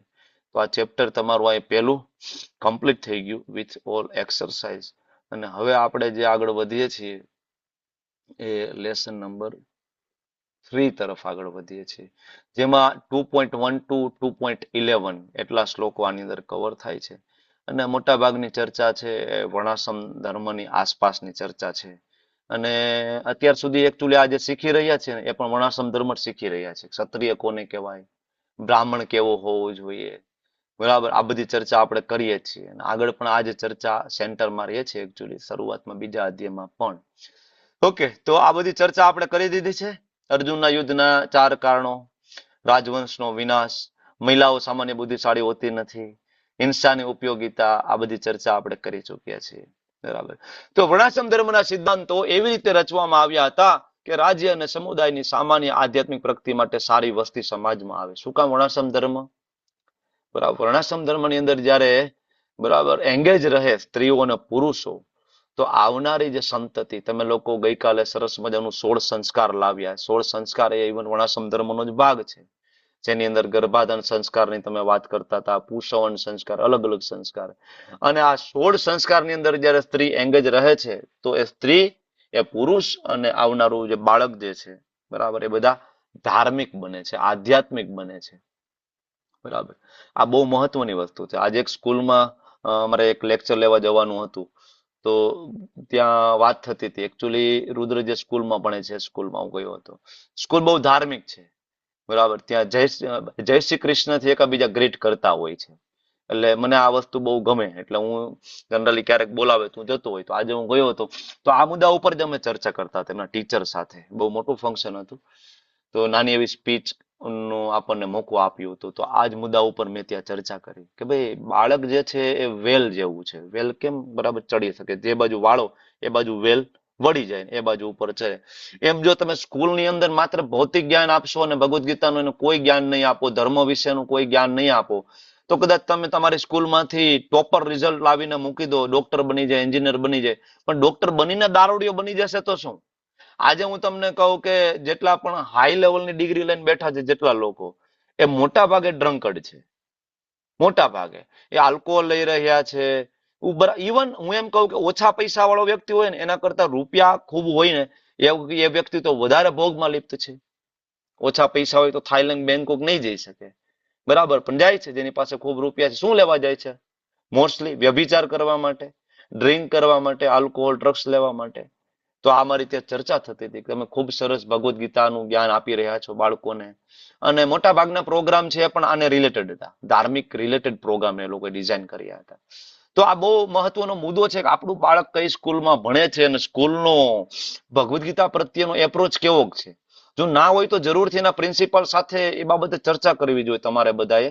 અને કઈ ને કઈ ફૂલ નહીં તો ફૂલની પાખડી, બરાબર, વર્ષમાં 1-2 વખતે સ્કૂલમાં નાનું એવું લેક્ચર આપવાનો તમને મોકો આપે તો જરૂરથી એક સરસ મજાનું લેક્ચર તૈયાર કરીને જવું જોઈએ, બરાબર, જેનાથી ઘણા બધા જીવન, બરાબર, લોકોનું જીવન ચેન્જ થઈ જાય. ધીમે ધીમે વર્ણાશ્રમ ધર્મ એસ્ટાબ્લિશ થાય, આનાથી જ થશે. તો પેલો અધ્યાય જે પૂરો થયો, આખું સ્ટેજ પ્રિપેર થયું, અર્જુનને માનસિક રીતના પ્રિપેર કરવાના હતા ભગવાનને, કારણ કે ભગવાનને ભગવદ્ ગીતા બોલવાની હતી. એટલા માટે જો ગીતા શું કરે, ભગવદ્ ગીતા શું કરે, જો આપણી જે પરિસ્થિતિ છે ચેન્જ નથી કરતું ભગવદ્ ગીતા એ, આપણી પરિસ્થિતિ ચેન્જ નહીં થઈ જાય, પણ પરિસ્થિતિને જોવાનો આપણો જે નજરિયો છે ચેન્જ થઈ જશે. જેવી રીતે કે આપણે ગમે એટલી ખરાબ પરિસ્થિતિમાં હોય તો પણ આપણે એનો બેસ્ટ લાભ અને સોલ્યુશન કેવી રીતના એમાંથી નીકાળી શકીએ, અને એ સમયે પણ આપણે ભગવાનની સેવા ભક્તિ કેવી રીતના કરી શકીએ. જો આપણું આ શરીર છે અને આગળ જતા ઘણી બધી બીમારીઓ આવવાની સંભાવના છે આની અંદર, એ તો ખબર છે ને તમને, બરાબર. આપણા ખોરાક અત્યારે બધા એડલ્ટરેટેડ છે. તમને એમ થાય કે ભાઈ અમે તો સફરજન ખાઈએ છીએ અને અમે ફ્રૂટ ખાઈએ છીએ, પણ થોડું નજર નાખીને જુઓ કે મોટા ભાગના ફ્રૂટ છે કેમિકલથી પકાવવામાં આવે છે. તમે એમ કહો કે ભાઈ ઘઉંની રોટલી ને ભાઈ અમે બટાટાનું શાક ખાઈએ છીએ, પણ ઘઉં પણ ફર્ટિલાઇઝર સિવાય તો ઉગતા નથી. તો મોટા ભાગની વસ્તુ તમે જે કઈ ઇવન શુદ્ધ સાત્વિક, અને હું એમ કહું કે ઇવન આપણે પ્રસાદ પણ લેતા હોઈએ, બરાબર, પ્રસાદમાં આપણે કઈ ઘઉં ઘરે તો નહીં જ ઉગાડી શકીએ ને, ઘરે થોડી ઉગાડી શકીશું, ચોખા આપણે ઘરે થોડી ઉગાડી શકીશું, નહીં ઉગાડી શકીએ, આપણે પરચેસ કરવા જ પડશે ને, મસાલા પરચેસ કરવા પડશે ને. આ બધી જ વસ્તુ એડલ્ટરેટેડ છે. પ્રસાદ ખાવાથી નો ડાઉટ ફાયદો થાય છે, પણ છતાંય બીમારીથી બચવાના ચાન્સીસ બહુ ઓછા છે. અને સૌથી વધારે પીડા થાય આપણને જ્યારે આપણા શરીરમાં બીમારી આવી જાય. ધારો કે કેન્સર ડિટેક્ટ થયું, બરાબર, સડનલી, કે ભાઈ સામાન્ય કાંઈ નથી, બરાબર, સામાન્ય તાવ આવે, ડોક્ટર પાસે ગયા અને ડોક્ટર ડિટેક્ટ કર્યું કે તમને કેન્સર છે. આ સમયે જો તમે અધ્યાત્મમાં નહીં હોય ને તો બહુ ડિફિકલ્ટ છે કે ફેઝને સહન કરવો બહુ અઘરો છે, તમને ખબર નહીં પડે કે શું કરવું. તો ભગવદ્ ગીતા છે એ પરિસ્થિતિ ચેન્જ નથી કરતું, પણ એ પરિસ્થિતિને જોવાનો નજરિયો છે એ ચેન્જ કરી દે છે.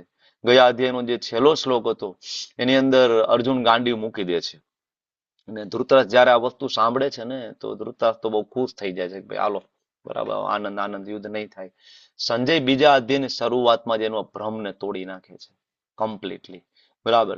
તો બીજા અધ્યાયની અંદર જે શરૂઆતમાં વર્ણાશ્રમ ધર્મ વિશેની ચર્ચા, એમાં એક વર્ણાશ્રમ ધર્મની પરિભાષામાં 4 વસ્તુ બહુ મહત્વની છે: કુલ ધર્મ, જાતિ ધર્મ, સ્વધર્મ અને સ્વકર્મ. આ 4 વસ્તુ જેની અંદર હોય એને વર્ણાશ્રમ ધર્મ કહેવામાં આવે છે. સિદ્ધાંત એવો છે. અને તમને લોકોને ખ્યાલ હશે કે આપણે ભણી ગયા, આપણે 1.39મો શ્લોક ભણી ગયા, 1.42મો શ્લોક પણ ભણી ગયા. કુલ ધર્મ એટલે કુલક્ષય પ્રણશ્યંતિ કુલ ધર્મા સનાતન ધર્મે નષ્ટે કુલમ કૃષ્ણમ અધર્મો અભિભવત્યુત. તો ત્યાં આપણે જોયું હતું કે અમુક કુળની અમુક પ્રથા ચાલી આવતી, અમુક પૂજા છે, અમુક તર્પણ છે, અમુક યજ્ઞ છે, બરાબર, કુલ ધર્મ. અમુક જાતિ ધર્મ, જાતિ ધર્મ આપણે 2 રીતના જોયા હતા. ભાઈ અમુક જે જાતિ છે, ધારો કે મરાઠી, બરાબર, મરાઠી જાતિ છે તો એ લોકો માટે ગણેશ ઉત્સવ. ગુજરાતી આપણી એક જાતિ છે, સમુદાય છે, તો નવરાત્રી. બરાબર. વ્રજવાસી હોય તો રાધાષ્ટમી, બરાબર. આવા બધા એના માટે આપેલા છે, બરાબર. સામુદાયિક યોજનાઓ જેને કહેવાય. અને સ્વધર્મ, હજી એક જે સામુદાયિક યોજનાને થોડું એક્સટેન્ડ કરો તો આખો મનુષ્ય સમાજ લ્યો તો એની પણ ઘણી બધી યોજનાઓ છે. આપણે ગઈકાલે વાત કરી ગયા છે, નદીઓ બચાવી, વૃક્ષો બચાવવા. અને છેલ્લે સ્વધર્મ. સ્વધર્મ એટલે પતિનો ધર્મ, પિતાનો ધર્મ, પુત્રનો ધર્મ, આ સ્વધર્મની અંદર આવે. અને સ્વકર્મ, બરાબર, એટલે પોતાનો કર્મ, પોતાનો રોલ શું છે, સામાજિક રોલ શું છે મારો, કર્મ કરીને ભરણ પોષણ કરવું, માતા પિતાને સાચવવા. તો આ જે 4 વસ્તુ છે, આના પાયા ઉપર આખું વર્ણાશ્રમ ધર્મ ઊભું છે. અને આ 4 વસ્તુ અત્યારે ધીમે ધીમે લુપ્ત થઈ રહી છે, બરાબર. 4 ધીમે ધીમે. એટલા માટે અહીંયા આપણને શરૂઆતમાં વર્ણાશ્રમ ધર્મ વિશે સમજાવવામાં આવે છે. અને શ્રીલ પ્રભુપાદજી બહુ ક્લિયરલી કહે છે કે human civilization begins from the stage of વર્ણાશ્રમ ધર્મ or specific duty in term of specific mode of nature of the body obtained. શરીરે જે ઓપ્ટેન કરેલા છે ગુણો મેળવેલા, સત્વગુણ, રજોગુણ અને તમોગુણ, બરાબર, આ પ્રમાણે, બરાબર, એ વ્યક્તિ જે છે એ વર્ણાશ્રમ ધર્મના મુદ્દાને પાલન કરી શકે. માનવ જાતિની શરૂઆત જ વર્ણાશ્રમ ધર્મથી થાય. જો વેરી ઇમ્પોર્ટન્ટ પોઈન્ટ એ છે કે વર્ણાશ્રમ ધર્મ એટલે કાસ્ટ બેઝ સિસ્ટમ નથી. હવે તો તમને લોકોને ખબર પડી ગઈ છે ને, કાસ્ટ બેઝ નથી. વર્ણાશ્રમ ધર્મ વગરનો સોસાયટી એટલે એ પશુ જીવન છે. બરાબર. ઘણા બધા એમ કે અમે આર્ટ્સમાં બહુ આગળ વધી ગયા, સાયન્સમાં બહુ આગળ વધી ગયા, અમે એસ્ટ્રોનોમીમાં આગળ વધ્યા, અમારું કલ્ચર છે. કલ્ચર ના કહેવાય એને, બરાબર, એને સ્કિલ કહેવાય. કલ્ચર બેઝડ ઓન શાસ્ત્ર, કલ્ચર બેઝડ ઓન વર્ણાશ્રમ ધર્મ. ઇવન આપણે ભારતમાં એ ગુમાવી દીધો છે. અત્યારે વર્ણાશ્રમ ધર્મ ભારતની અંદર ઇવન એસ્ટાબ્લિશ નથી. એટલે તો ઇસ્કોનની મુવમેન્ટ શ્રી પ્રભુપાદે ચલાવી. બરાબર. વર્ણાશ્રમ ધર્મની અંદર જો તો 4 વર્ણ હોવા જોઈએ, બ્રાહ્મણ, ક્ષત્રિય, વૈશ્ય, શૂદ્ર. અને વર્ણ જન્મથી નથી. કયો શ્લોક છે? ચાતુર્વર્ણમ. બોલો શ્લોક, બોલો, યાદ છે કોઈને? ચાતુર્વર્ણ્યમ મયા સૃષ્ટમ. હા, ચાતુર્વર્ણમ મયા સૃષ્ટમ. પછી ગુણ કર્મ. હા, જ્યોતિ માતાજી બોલો. ગુણ કર્મ વિભાગસ્ય. ચાતુર્વર્ણમ મયા સૃષ્ટા ગુણ કર્મ વિભાગસ્ય. હા, તો ગુણ કર્મ વિભાગસ્ય, બરાબર ને. એમાં જન્મ જાતિ વિભાગસ્ય નથી કહ્યું ને, જન્મ જાતિ વિભાગસ્ય નહીં, ગુણ કર્મ વિભાગસ્ય. તો શરીરની વિશેષ પ્રકૃતિએ જે મેળવેલા ગુણો એ પ્રમાણે કામ કરવું, સત્વગુણ, રજોગુણ, તમોગુણ. આપણે 14મા અધ્યાયમાં આપણે જઈશું ત્યારે આપણે ભણશું. ને ઇવન ત્યાં એક એક્સરસાઇઝ પણ છે. એ એક્સરસાઇઝ દ્વારા આપણે ભણી શકીશું, સમજી શકીશું કે આપણે કયા ગુણમાં છીએ. તે એવા પ્રશ્ન છે, બરાબર. એનો જવાબ આપશો એના ઉપરથી ખબર પડી જશે કે આપણે સત્વમાં, રજોમાં કે તમોમાં. અને એવું નથી કે સ્ટેડી છે, એ વસ્તુ બદલાઈ શકે છે. તમે રજો તમોમાં હોય તો તમે ચેન્જ કરીને સત્વમાં આવી શકો છો. તો ગુણ કર્મ વિભાગ છે, બરાબર. બ્રાહ્મણ કોને કહેવાય, ક્ષત્રિય કોને કહેવાય, વૈશ્ય કોને કહેવાય, શૂદ્ર કોને કહેવાય. એક બાપના 4 દીકરા હોય અને 4 દીકરા, બરાબર, 4 અલગ અલગ વર્ણના હોઈ શકે શાસ્ત્ર પ્રમાણે. એક બ્રાહ્મણ હોય, એક ક્ષત્રિય હોય, એક વૈશ્ય હોય, એક શૂદ્ર હોય, બની શકે આવું, બરાબર. તો ઇસ્કોન શું કરે છે? અને બરાબર શ્રી પ્રભુપાદજી શું વિચારતા હતા? શ્રી પ્રભુપાદજી સેમ વસ્તુ આ વિચારતા હતા કે ભાઈ એમને ગુરુ શિષ્ય પરંપરામાંથી જે કઈ જ્ઞાન લીધું એનું જે અલ્ટિમેટ જે નિચોડ એનાલિસિસ એ આપ્યું. અને પ્રભુપાદે એ વસ્તુ જોઈ કે સમાજમાં અત્યારે બ્રાહ્મણોની ખોટ છે, મતલબ સત્વગુણની ખોટ છે, મતલબ હેડલેસ સોસાયટી, હેડ નથી, કોઈ ગાઈડ કરવા વાળું નથી. તમે જૂના જમાનામાં જુઓ તો રાજાઓ બ્રાહ્મણો પાસેથી ગાઈડન્સ લેતા. છત્રપતિ શિવાજી મહારાજ એ સંત તુકારામને વારંવાર મળવા જતા હતા, તમને ખ્યાલ હશે, બરાબર. પછી શાંતનુ મહારાજ એને એના ગુરુ બ્રાહ્મણે ખૂબ ઠપકો આપ્યો હતો. અને વેન કરીને રાજા શ્રીમદ ભાગવતમમાં આવે છે તો બ્રાહ્મણો બધા ભેગા થઈને વેન રાજાને પદભ્રષ્ટ કર્યો, બરાબર. અને ઇવન એને મારી નાખ્યો હતો બ્રાહ્મણોએ મંત્ર દ્વારા, બરાબર. અને પૃથ્વીરાજાનો જન્મ કરાવનારા પણ બ્રાહ્મણો એટલા પાવરફુલ. પણ આજ એ પ્રકારના બ્રાહ્મણો નથી જોવા મળતા. એટલે પ્રભુપાદ કહે છે કે 5% લોકો સત્વગુણમાં આવી જાય, બ્રાહ્મણ બની જાય 5%, તો આખો માનવ સમાજને તારી દે છે, બરાબર. તો ઇસ્કોનનું જે પ્રાઇમરી ફોકસ જે છે એ સત્વગુણ વધે એના ઉપર છે. પ્રાઇમરી ફોકસ છે આપણું વિશુદ્ધ સત્વ વધે એના ઉપર છે. જ્યારે આપણે વિશુદ્ધ સત્વ ઉપર ફોકસ કરશું તો સત્વગુણ તો ઓટોમેટિક આવી જશે ને, કારણ કે વિશુદ્ધ સત્વ સત્વગુણની પણ ઉપર છે. તો સત્વગુણ ટાર્ગેટ નથી, બરાબર, કારણ કે ભગવાનની ભક્તિ વિશુદ્ધ સત્વની પ્રેક્ટિસ છે. આપણે તો એમાં જઈએ છીએ. સત્વ એની મેળે મેળે આવે, બરાબર. એટલા માટે જો ઘણા લોકો ઇસ્કોનમાં આવે, ચા, માવા, કોફી, ડુંગળી, તમાકુ, આ બધું લસણ, આ બધું છૂટી જાય ને ધીમે ધીમે ધીમે ઓટોમેટિક સત્વગુણમાં તો આવી જ જાય. ભલે શુદ્ધ ભક્ત ના બને તો કઈ નહીં, પણ વિશુદ્ધ સત્વની જયારે પ્રેક્ટિસ કરો છો, જપ કરો છો, મંગલા આરતીમાં આવો છો, તો સત્વગુણમાં તો તમે આવી જ જાઓ છો ધીમે ધીમે ધીમે કરીને, બરાબર. એટલા માટે તમને એ પણ પ્રશ્ન થાય કે ઇસ્કોન વાળા કેમ શસ્ત્ર નથી ઉપાડતા, તો તમને એનો આ જવાબ મળી જવો જોઈએ કે ઇવન ઘણી એવી કન્ડિશનમાં ઇસ્કોન વાળાએ શસ્ત્ર ઉપાડ્યા નથી ઇસ્કોનના ભક્તોએ. શું કામ? કારણ કે ઇસ્કોનનો જે મેઇન મોટિવ છે એ શુદ્ધ સત્વગુણ છે, બરાબર. સત્વગુણની અંદર શસ્ત્ર નથી હોતા, શસ્ત્ર નથી ઉપાડતા સત્વગુણની અંદર. એટલા માટે આપણું ફોકસ સત્વગુણ છે, આપણું જે વિઝન જે છે સત્વગુણ છે, વિશુદ્ધ સત્વ એકચ્યુઅલી. અને એના માટે શ્રીલ પ્રભુપાદે વર્ણાશ્રમ ધર્મને એસ્ટાબ્લિશ કરવા માટે ઘણા બધા વિલેજીસ ડેવલપ કરવામાં આવ્યા હતા. આજે ગુજરાતમાં લગભગ 3 જેટલી ફાર્મ કોમ્યુનિટીઝ છે, વડોદરામાં છે અને બીજી જગ્યાએ છે, અને ઓલ ઓવર વર્લ્ડમાં 50 કરતા ફાર્મ કોમ્યુનિટીઝ છે જ્યાં લોકો કમ્પ્લીટલી વર્ણ આશ્રમ ધર્મ પ્રમાણે રહે છે, બરાબર. કે ભાઈ ખરેખર બ્રાહ્મણ કોને કહેવાય? ભગવદ્ ગીતામાં તો આપ્યું છે સમોદમસ્તો, બરાબર, સમોદમસ તપસ્સોચમ. બ્રાહ્મણ એટલે કોણ? જે લોકો ભક્તિ શાસ્ત્રી કરે, જે ભક્તિ શાસ્ત્રને જાણે, આગળ બ્રાહ્મણ દીક્ષા લેવા માટેની જે કઈ લાયકાતને અર્જિત કરે, બ્રાહ્મણ દીક્ષા લે, રોજ ગાયત્રી પાઠ કરે, બરાબર, અને અહીંયા આપેલા ગુણો અર્જિત કરે. જો અહીંયા આપેલા ગુણો તમે અર્જિત કરી શકતા હોય ને તો બ્રાહ્મણ દીક્ષા વિશે વિચારાય. આ બ્રાહ્મણ દીક્ષા માટેના જ ગુણો છે. આ ગુણો તમે અર્જિત કરવા માટે કટિબદ્ધ હોય, બરાબર, અથવા તમને એવું લાગે કે નહીં આ હું અર્જિત કરી શકું ને આના માટે હું 100% કટિબદ્ધ છું, તો જ બ્રાહ્મણ દીક્ષા માટે આગળ વધાય. કારણ કે આપણે આ ગુણો ડેવલપ કરવા પડે બ્રાહ્મણ દીક્ષા માટે. ક્ષત્રિય તો એનું છે શૌર્ય, તેજો, ધૃતિ, દાક્ષમ, બરાબર. તો સમાજમાં વિચાર કરો, ક્ષત્રિય ના હોય, આર્મી ના હોય, પોલીસ ના હોય, જજ ના હોય, તો એના વગર ઇસ્કોનની મુવમેન્ટ ચાલે? જરૂર છે, ક્ષત્રિય પણ જરૂર છે, બ્રાહ્મણ જરૂર છે, ક્ષત્રિય જરૂર છે, વૈશ્ય જરૂર છે, શુદ્ર જરૂર છે, બરાબર. હવે તમે એક વસ્તુ અહીં માર્ક કરો, આ બ્રાહ્મણ અને ક્ષત્રિય, બરાબર, આ 2 શ્લોક મેં તમને બતાવ્યા. હવે એક શ્લોક તમને આ પણ બતાવું છું, વૈશ્ય વાળો, બરાબર, કૃષિ ગૌરક્ષા, અને એક આનો અડધો શ્લોક આ પણ છે શુદ્ર. તો આ 4 વસ્તુ તમે જોઈ, બ્રાહ્મણ, ક્ષત્રિય, વૈશ્ય અને શુદ્ર, બરાબર. આમાં તમને શું કઈ અલગ લાગ્યું આ ચારેયની અંદર? શું અલગ લાગ્યું? કોઈ કહેશે? જુહી માતાજી, શું અલગ લાગે બ્રાહ્મણ, ક્ષત્રિય, વૈશ્ય, શુદ્રમાં? હરે કૃષ્ણ પ્રભુજી. પ્રભુજી, પહેલું અલગ તો એ છે કે જે આપણે વાત થઈ ને ગુણ કર્મ વિભાગ છે, એટલે એમાં જે બ્રાહ્મણ અને જે ક્ષત્રિય ને જે આપ્યા છે ને એ એમના ગુણ પ્રમાણે આપ્યું છે, અને જે વૈશ્ય અને શુદ્રનું જે આપ્યું છે ને એ એમના કર્મ પ્રમાણે આપ્યું છે. અરે બોલ, પરફેક્ટ માતાજી, થેન્ક યુ. તો આજ મૂળ મુદ્દો છે કે બ્રાહ્મણ અને ક્ષત્રિય જે છે ને એ ઇન્ટેલિજન્સ લેવલ ઉપર ડિવિઝન છે, બ્રાહ્મણ ક્ષત્રિય વાળું. અને વૈશ્ય અને શુદ્ર છે એ વર્ક લેવલ ઉપર ડિવિઝન છે. તમે જોયું આની અંદર તમે શ્લોક બરાબર જોવો તો આમાં કર્મ આપ્યા છે, જો શુદ્રના કે શ્રમ કરવું, બીજાની સેવા કરવી. આ વૈશ્યની અંદર પણ જોવો તમે ખેતી, ગૌરક્ષા અને વેપાર, કર્મ.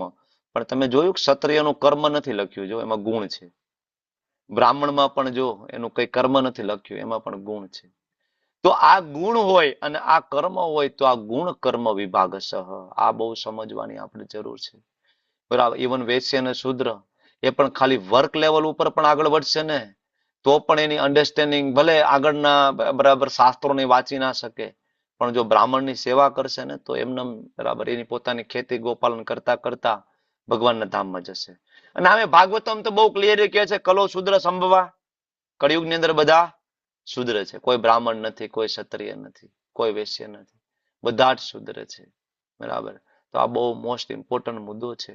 4 વર્ણ, 4 આશ્રમ, સંન્યાસ એટલે પહેલો ગુણ અભયમ હોવો જોઈએ. શું કામ આજે લોકો એટલા બધા બ્રહ્મચારી નથી બનતા? કારણ કે વિશ્વાસ નથી એટલો બધો ભગવાન ઉપર કે મારું પાલન પોષણ કરશે. અભયમ. જે લોકો બ્રહ્મચારી ઇસ્કોનની અંદર કે ક્યાં પણ તમે જુઓ એને ખૂબ માનભરી નજરે જુઓ, કારણ કે એને સંપૂર્ણ વિશ્વાસ ભગવાન ઉપર મૂકી દીધો છે કે મારું જે કઈ થાય ગડપણમાં પણ ભગવાન બરાબર મારું ધ્યાન રાખશે, અને વિશ્વાસ છે. એક કોલ એટેન્ડ કરવો પડે એમ છે મારે. હરે કૃષ્ણ. મને નથી આવતું. નથી આવતું. અયોગ્ય છે. નથી આવતો. પ્રભુજીનું નેટવર્ક જતું રહ્યું છે. હરે કૃષ્ણ.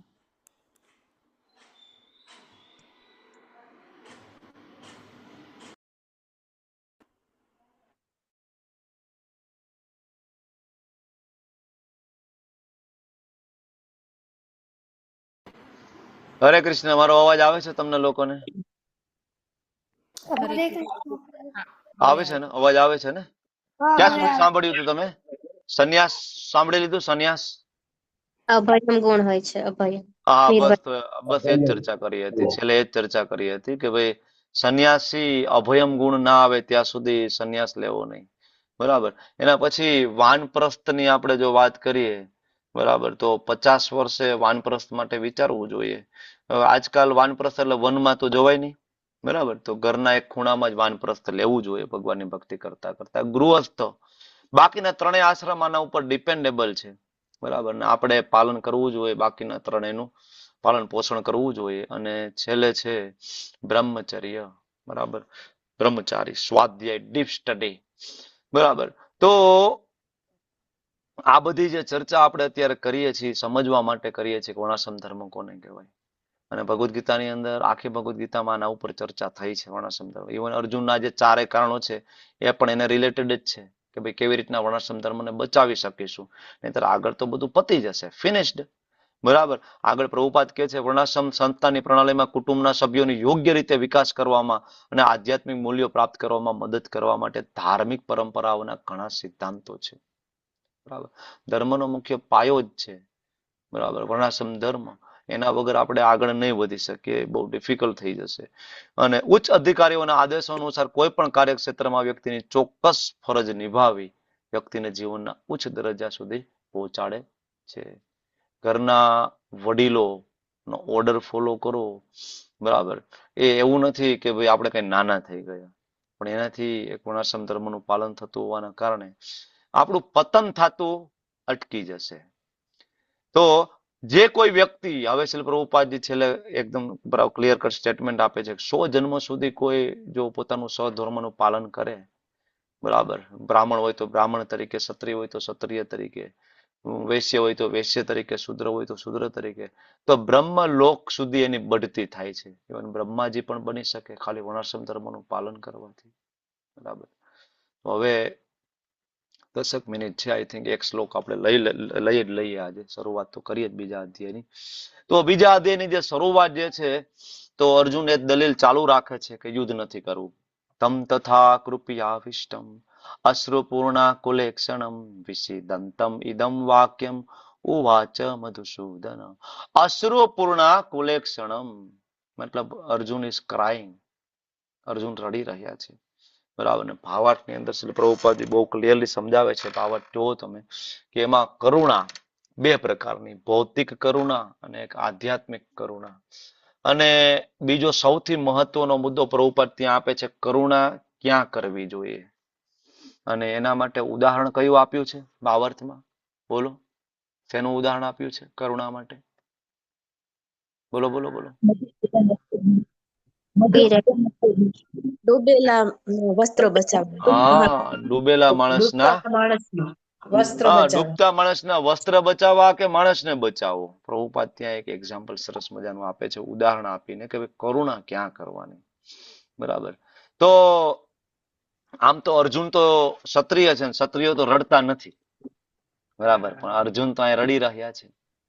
અર્જુન લાચાર થઈ ગયા છે. તો તમે સમજી શકો કે પુરુષોને જયારે રડવું આવે તો એ બહુ કઠિન વાત હોય. જનરલી પુરુષો બહુ રડતા નથી, તમે જોયું છે ને? બરાબર. દીકરીની વિદાય સમયે બાપ ક્યારેક રડી પડે. બરાબર. અને બહુ નજીકના લોકોનું જો બરાબર ધામમાં જવાનું થયું તો પુરુષ રડે. બાકી સામાન્ય પરિસ્થિતિમાં પુરુષ રડતા નથી. તમે જોયા છે પુરુષોને રડતા? બહુ ઓછા જોશો. માતાજીઓનું તો બરાબર તમે જોઈ શકો, એ બહુ ઇઝીલી હોય એમનું રડવું. બરાબર, ઇઝીલી. બરાબર. એ તો સિરિયલ જોઈને રડવા માંડે. બરાબર. ઘરમાં ભલે કઈ ઇસ્યુ, સિરિયલ જોઈને રડવા માંડે. કારણ કે આપણે ફરીથી વાત કરીએ, ઇમોશનલ કોશન્ટ ઊંચો રહ્યો ને, એટલા માટે. ખોટું નહીં લગાડતા તમે. તમારામાં ઇમોશનલ કોશન્ટ જે છે ઊંચો હોય, તમે તરત ઇમોશનલ થઈ જાઓ. પુરુષોમાં ઇમોશનલ કોશન્ટ નથી હોતો, ઓછો હોય છે બહુ. તો અહીંયા વિચાર કરો, અર્જુન જયારે રડી રહ્યા છે તો પરિસ્થિતિ કેટલી ગંભીર હશે. અર્જુન ક્ષત્રિય છે, રાજા છે, અને ઇઝ ક્રાઇંગ. સંજય છે એ આ મધુસૂદન શબ્દ વાપરે છે પેલા શ્લોકની અંદર, અને એ ધૃતરાષ્ટ્રને ઇનડાયરેક્ટલી કહી દે છે કે Krishna is game changer. Krishna is game changer. તમને એવું લાગે કે પેલા અધ્યાયમાં અર્જુને એનું ગાંડિયું મૂકી દીધું છે, તો તમારી બહુ ભૂલ થાય છે કે અર્જુન યુદ્ધ નહીં કરે એવું તમે વિચારતા હોય તો. કારણ કે કૃષ્ણ છે એ મધુસૂદન છે. મધુ અને કેટબ નામના રાક્ષસોનો વધ કરી અને બ્રહ્માને ફરીથી વેદોનું જ્ઞાન કૃષ્ણ જો આપી શકતા હોય તો અર્જુનને જ્ઞાન નહીં આપી શકે? સંજય એવો પ્રશ્ન ખાલી આ મધુસૂદન કહીને મૂકી દે છે ધૃતરાષ્ટ્રની સામે. બરાબર, એટલે કૃષ્ણની વાક ચાતુર્ય સમજવાની કોશિશ કરો. અને ધૃતરાષ્ટ્રને ખબર હતી બરાબર કે કૃષ્ણ કેટલા ઇન્ટેલિજન્ટ છે, કારણ કે લીલા તો બધી સાંભળી જ હતી એને. બરાબર, તો અહીંયા તાત્પર્યની અંદર જે કરુણા વાળો મુદ્દો છે બહુ મહત્વનો મુદ્દો છે. ભૌતિક કરુણા અને આધ્યાત્મિક કરુણા, પર્યાવરણ માટે કરુણા, પરિવાર માટે કરુણા, મિત્રો માટે કરુણા, પશુ માટે કરુણા, નદી માટે કરુણા, દેશ માટે કરુણા, આ બધું જોવા મળશે. પણ આત્મા માટે કરુણા ક્યાં? આ તમને જોવા નથી મળતું સંસારની અંદર. આત્મા માટે કરુણાની કોઈ ચર્ચા નથી. સાંભળવામાં સારું લાગે આ ભૌતિક કરુણા કે ભાઈ બહુ દયાળુ છે, પણ નહીં, એ વ્યક્તિ અજ્ઞાનની અંદર છે. એટલે પ્રભુપાદ સમજાવે છે. એટલે અહીંયા પ્રેક્ટિકલ આસ્પેક્ટ મુજબ જોઈએ આ શ્લોકની અંદર તો ભૌતિક દયા એના વિરુદ્ધની અંદર આધ્યાત્મિક જ્ઞાન. એટલે પ્રભુપાદ એક્ઝામ્પલ આપે છે, કોઈ માણસ ડૂબી રહ્યો હોય તો માત્ર કપડા બચાવો અજ્ઞાનતા છે, માણસને બચાવવો જોઈએ ને એને કહેવાય જ્ઞાન, આત્મા. એટલે ઘણી વાર બરાબર આપણા જીવનમાં પણ ઘણી વખત આપણે એવું થાય કે આપણે બધા આપણા શરીર અથવા ભૌતિક સુખની ખૂબ ચિંતા કરતા હોઈએ છીએ. બરાબર, થોડુંક કઈ આપણને પ્રમોશન ના મળે તો આપણે ડિપ્રેસ થઈ જતા હોઈએ છીએ, વોટેવર. બરાબર, કોઈ ભૌતિક વસ્તુ, કોઈ કાર, ગાડી, બંગલો આ ના લઈ શકીએ તો આપણે દુઃખી થઈ જતા હોઈએ છીએ. બરાબર, ને આપણે કરુણા કરતા હોય, દુઃખી થવું મતલબ. પણ આપણે ક્યારે આત્માના કલ્યાણનો વિચાર નથી કરતા. તો સાચી દયા શરીર ઉપર કરવી એ દયા નથી, સાચી દયા આત્મા ઉપર દયા કરવી એ છે. બરાબર, બીજું એક આ મહત્વનો મુદ્દો એ જોવા મળે કે વિષાદની અંદર પણ શેલ્ટર લેવું તો કોનું લેવું? મધુસૂદનનું, કૃષ્ણનું શેલ્ટર લેવું. મુશ્કેલીમાં હોય અને એવું લાગે કે આપણે હારી જઈએ છીએ અથવા તો ખોટા રસ્તે જઈએ છીએ તો પણ એ સમયે કોનું માર્ગદર્શન લેવું? ભગવદ્ ગીતાનું માર્ગદર્શન લેવું, ગુરુનું માર્ગદર્શન લેવું, કૃષ્ણનું માર્ગદર્શન લેવું જોઈએ. બરાબર, ઓકે. અને યસ, આગળ બીજા શ્લોકની અંદર હવે ભગવાનની એન્ટ્રી થાય છે ને. ભગવાન પહેલા શ્લોકની અંદર, આમ તો ભગવાનનો પહેલો શ્લોક એમ તમે કહી શકો, પણ હજી ભગવાન ભગવદ્ ગીતાનું જ્ઞાન નથી આપી રહ્યા. એટલે વિદ્વાનો જે આપણને કહે છે કે ભગવદ્ ગીતા જે શરૂઆત થાય છે એ ઓલમોસ્ટ 11મો અથવા 13મા શ્લોકથી ચાલુ થાય. અશોચાનન શોતસ્તોમ, ત્યાંથી 11મો. બરાબર, શ્રી ભગવાન ઉવાચ કુતસ્ત્વાકસ્મલમિદમ વિષમે સમુપસ્થિતમ અનાર્યમ જુષ્ટમ અસ્વર્ગમ અકીર્તિકરમ અર્જુન. ભગવાને કીધું, અર્જુન તારા મનમાં આવી મલિનતા ક્યાંથી આવી? કુતસ્ત્વાકસ્મલમિદમ, જીવનનું મૂલ્ય જાણનાર મનુષ્ય માટે લેશ માત્ર યોગ્ય નથી.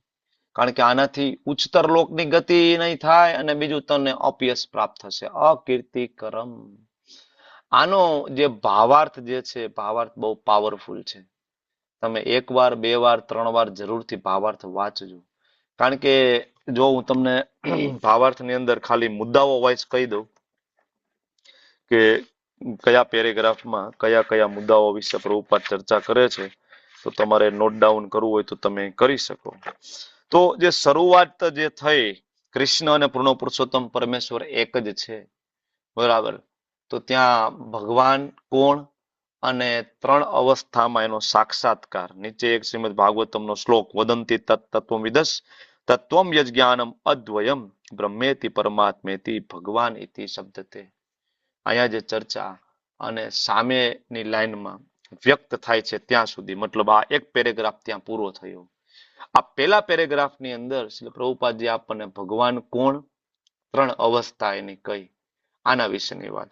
સામેનો જે મોટો પેરેગ્રાફ છે કે આ 3 દિવ્ય પાસા, સૂર્યના દ્રષ્ટાંતથી લઈને આખો પેરેગ્રાફ પેજ નંબર 73 ઉપર, એમાં શ્રી પ્રભુપાદજી આજ બ્રહ્મેતિ પરમાત્મેતિ ભગવતીતિ શબ્દ તે બ્રહ્મ, પરમાત્મા અને ભગવાન આ 3 વસ્તુ સૂર્યનો પ્રકાશ, સૂર્યની સપાટી અને સૂર્યલોકમાં પ્રવેશ, બ્રહ્મ, પરમાત્મા અને ભગવાન.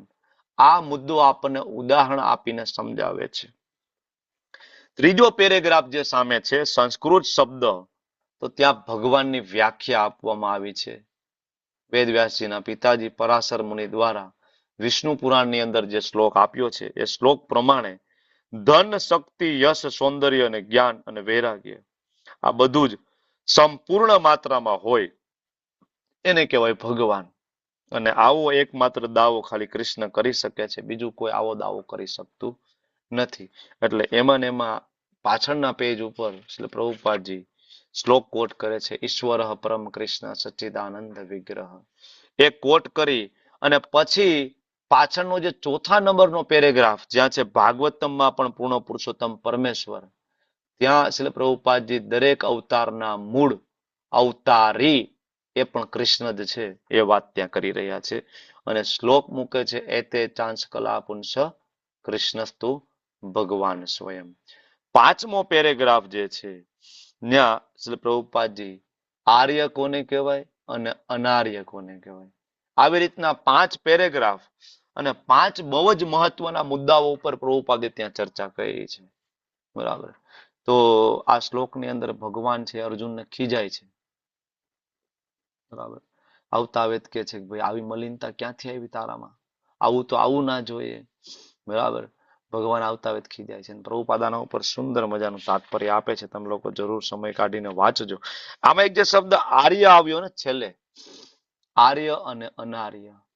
આર્ય એટલે કોઈ જાતિ વિશેષ માટે વપરાયેલું એ વિશેષણ નથી, પણ ભારતની હિસ્ટ્રીમાં તમે જોવો તો આર્યો છે આમ મૂળ ભારતના જ હતા, પણ હિસ્ટ્રીમાં એવું ભણવામાં આવે છે કે આર્યો બહારથી આવ્યા હતા. આર્યો આઈના નહોતા. ઇન્ડો યુરોપિયન દેશમાંથી આર્યો આવ્યા અને પછી અહીંયા સ્થાયી થયા. એ એટલા માટે કે ભારતની અંદર તો કોઈ સભ્યતા હતી જ નહીં, તો આર્યો આવ્યા અને સભ્યતા આપી છે ભારતને નીચું દેખાડવા માટે. બરાબર. તુચ્છ ગણવા માટે આવી હિસ્ટ્રીની અંદર મેનિપ્યુલેશન કરવામાં આવ્યું. બરાબર. તો આર્યન એટલા માટે આપણને આર્યન ઇન્વેઝન થિયરી એવું એક થિયરી ભણાવવામાં આવે છે, જે થિયરી ખોટી છે. આર્યન જેવી રીતના ડાર્વિનનો ઉત્ક્રાંતિવાદ ભણીએ છીએ ને, એવી એક થિયરી બીજી પણ છે, આર્યન ઇન્વેઝન થિયરી, કે આર્યો બહારથી આવ્યા અને ભારતની અંદર તો બધા આદિવાસી હતા. બરાબર. બધા કહેવાય કે એને કોઈ ખબર નહોતી પડતી. બહારથી એક વર્ગ આવ્યો આર્યો. અને એકચ્યુઅલી આના કારણે એક વ્યક્તિ હિટલર, તમે નામ સાંભળ્યું હશે ને, હિટલર, એને આખી દુનિયામાં આ શબ્દના કારણે આતંક મચાવ્યો. કારણ કે હિટલર એવું માનતો હતો કે આર્યન એટલે અમે, અને એ એરિયાન તરીકે ઓળખાતા એ લોકો. એરિયાન, આર્ય એટલે એરિયાન શબ્દને. બરાબર. તો હિટલરને એવું હતું મનમાં કે અમે આર્યો છીએ, અમે જ એરિયાન છીએ, અને આ જગતની સૌથી શ્રેષ્ઠતમ પ્રજા હોય તો એ અમે છીએ, અને આ જગત ઉપર અમારું જ રાજ હોવું જોઈએ.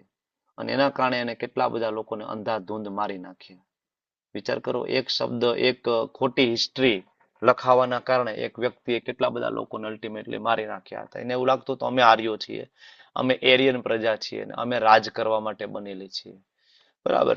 તો બીજું આની અંદર શ્લોકની અંદર એક શબ્દ છે, કુતસ્ત્વા કસ્મલમ ઇદમ. ભગવાન કહે છે, અર્જુન તું સવારે ઉઠ્યો ત્યારે બધું બરાબર હતું, યુદ્ધ ભૂમિમાં આવ્યો તારા મનમાં બધી ગંદકી ક્યાંથી આવી ગઈ ભાઈ? ભગવાન સ્મિત કરતા કે એને અર્જુનને કહે છે કે ભાઈ મારી ઉપસ્થિતિમાં તને માયાએ કેવી રીતના પકડી લીધો? કારણ કે કૃષ્ણ છે સૂર્ય સમાન, માયા હોય અંધકાર. બરાબર. આમ તો ભગવાને પોતે જ અર્જુનને માયામાં મૂક્યા છે, માયામાં મૂકવા વાળા પોતે છે. બરાબર. પણ ભગવાન છે અર્જુનને પૂછી રહ્યા છે, કારણ કે ભગવાને ભગવદ ગીતા બોલવી છે, અર્જુન સંગ ફૂંકાઈ ગયો અને હવે તને આ બધું જ્ઞાન આવ્યું, મારા સગા છે, મારો ભાઈ, મારા કાકા, મારા દાદા, અર્જુન મેં રણ છોડી દીધું, બરાબર, તો તુંય ભાગી જઈશ? તો બધા કહેશે કે આ તો મારા કારણે તુંય ભાગી ગયો અને તો મારું નામે ખરાબ થશે. બરાબર. એટલે ભગવાન આ અર્જુનને સમજાવે છે ભાઈ આવું તારામાં ક્યાં થયું, આ તારી જે કરુણા છે ખોટી છે.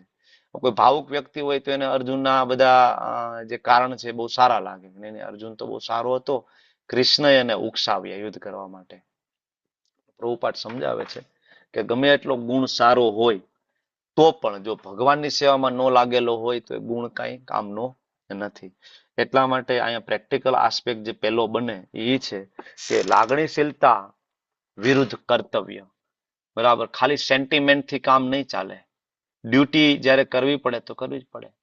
બરાબર, એટલે પ્રભુપાદ સમજે ખોટી જગ્યાએ બતાવેલી દયાનો કોઈ મતલબ નથી. ધારો કે તમારું બાળક છે એ કે ભૂલ કરતું હોય, બરાબર, તો તમારે એના ઉપર ખોટી દયા ખાવાનો મતલબ નહીં. તમારે એને ખીજાવવું પડશે ને, તમારે એનું કાન ખેંચવો જ પડશે કે દીકરા તું ખોટું કરે છો. ત્યાં ખોટી દયા ખાવાનો કોઈ મતલબ નથી ને, ત્યાં લાગણીશીલતા બતાવવાનું કોઈ, ત્યાં તમારે કર્તવ્ય તમારું યાદ રાખવું પડશે. બરાબર. અને ઓકે, બીજું આમાંથી કોઈ મુદ્દો તમને લાગે છે? પ્રેક્ટિકલ એપ્લિકેશન એડ્રેસ કરો આ શ્લોકમાંથી, નહીતર આપણે ચર્ચા વિરામ આપીએ. એક બીજું અહીંયા એવું લાગે છે કે વિષમ પરિસ્થિતિ હોય તો પણ એની અંદર સ્ટેબિલિટી. કૃષ્ણ પૂછે છે કે ભાઈ આ વિષમ જે સ્થિતિ છે આમાં તને મોહ ક્યાંથી થયો? બરાબર, તો ગમે એવી વિષમ સ્થિતિ હોય, બીમારી હોય, પારિવારિક ઝઘડા હોય, કાંઈ પણ હોય, એકચ્યુઅલી આપણી આધ્યાત્મિક કસોટી છે. એટલે ઇસ્કોનમાં શીખવાડવામાં આવે કે રોજની સાધના, જપ, શ્રવણ એટલું સારું કરો કે આવી જે વિષમ પરિસ્થિતિ આપણી આવે એમાં આપણે ભાંગી ના જઈએ. ઓકે, ચાલો.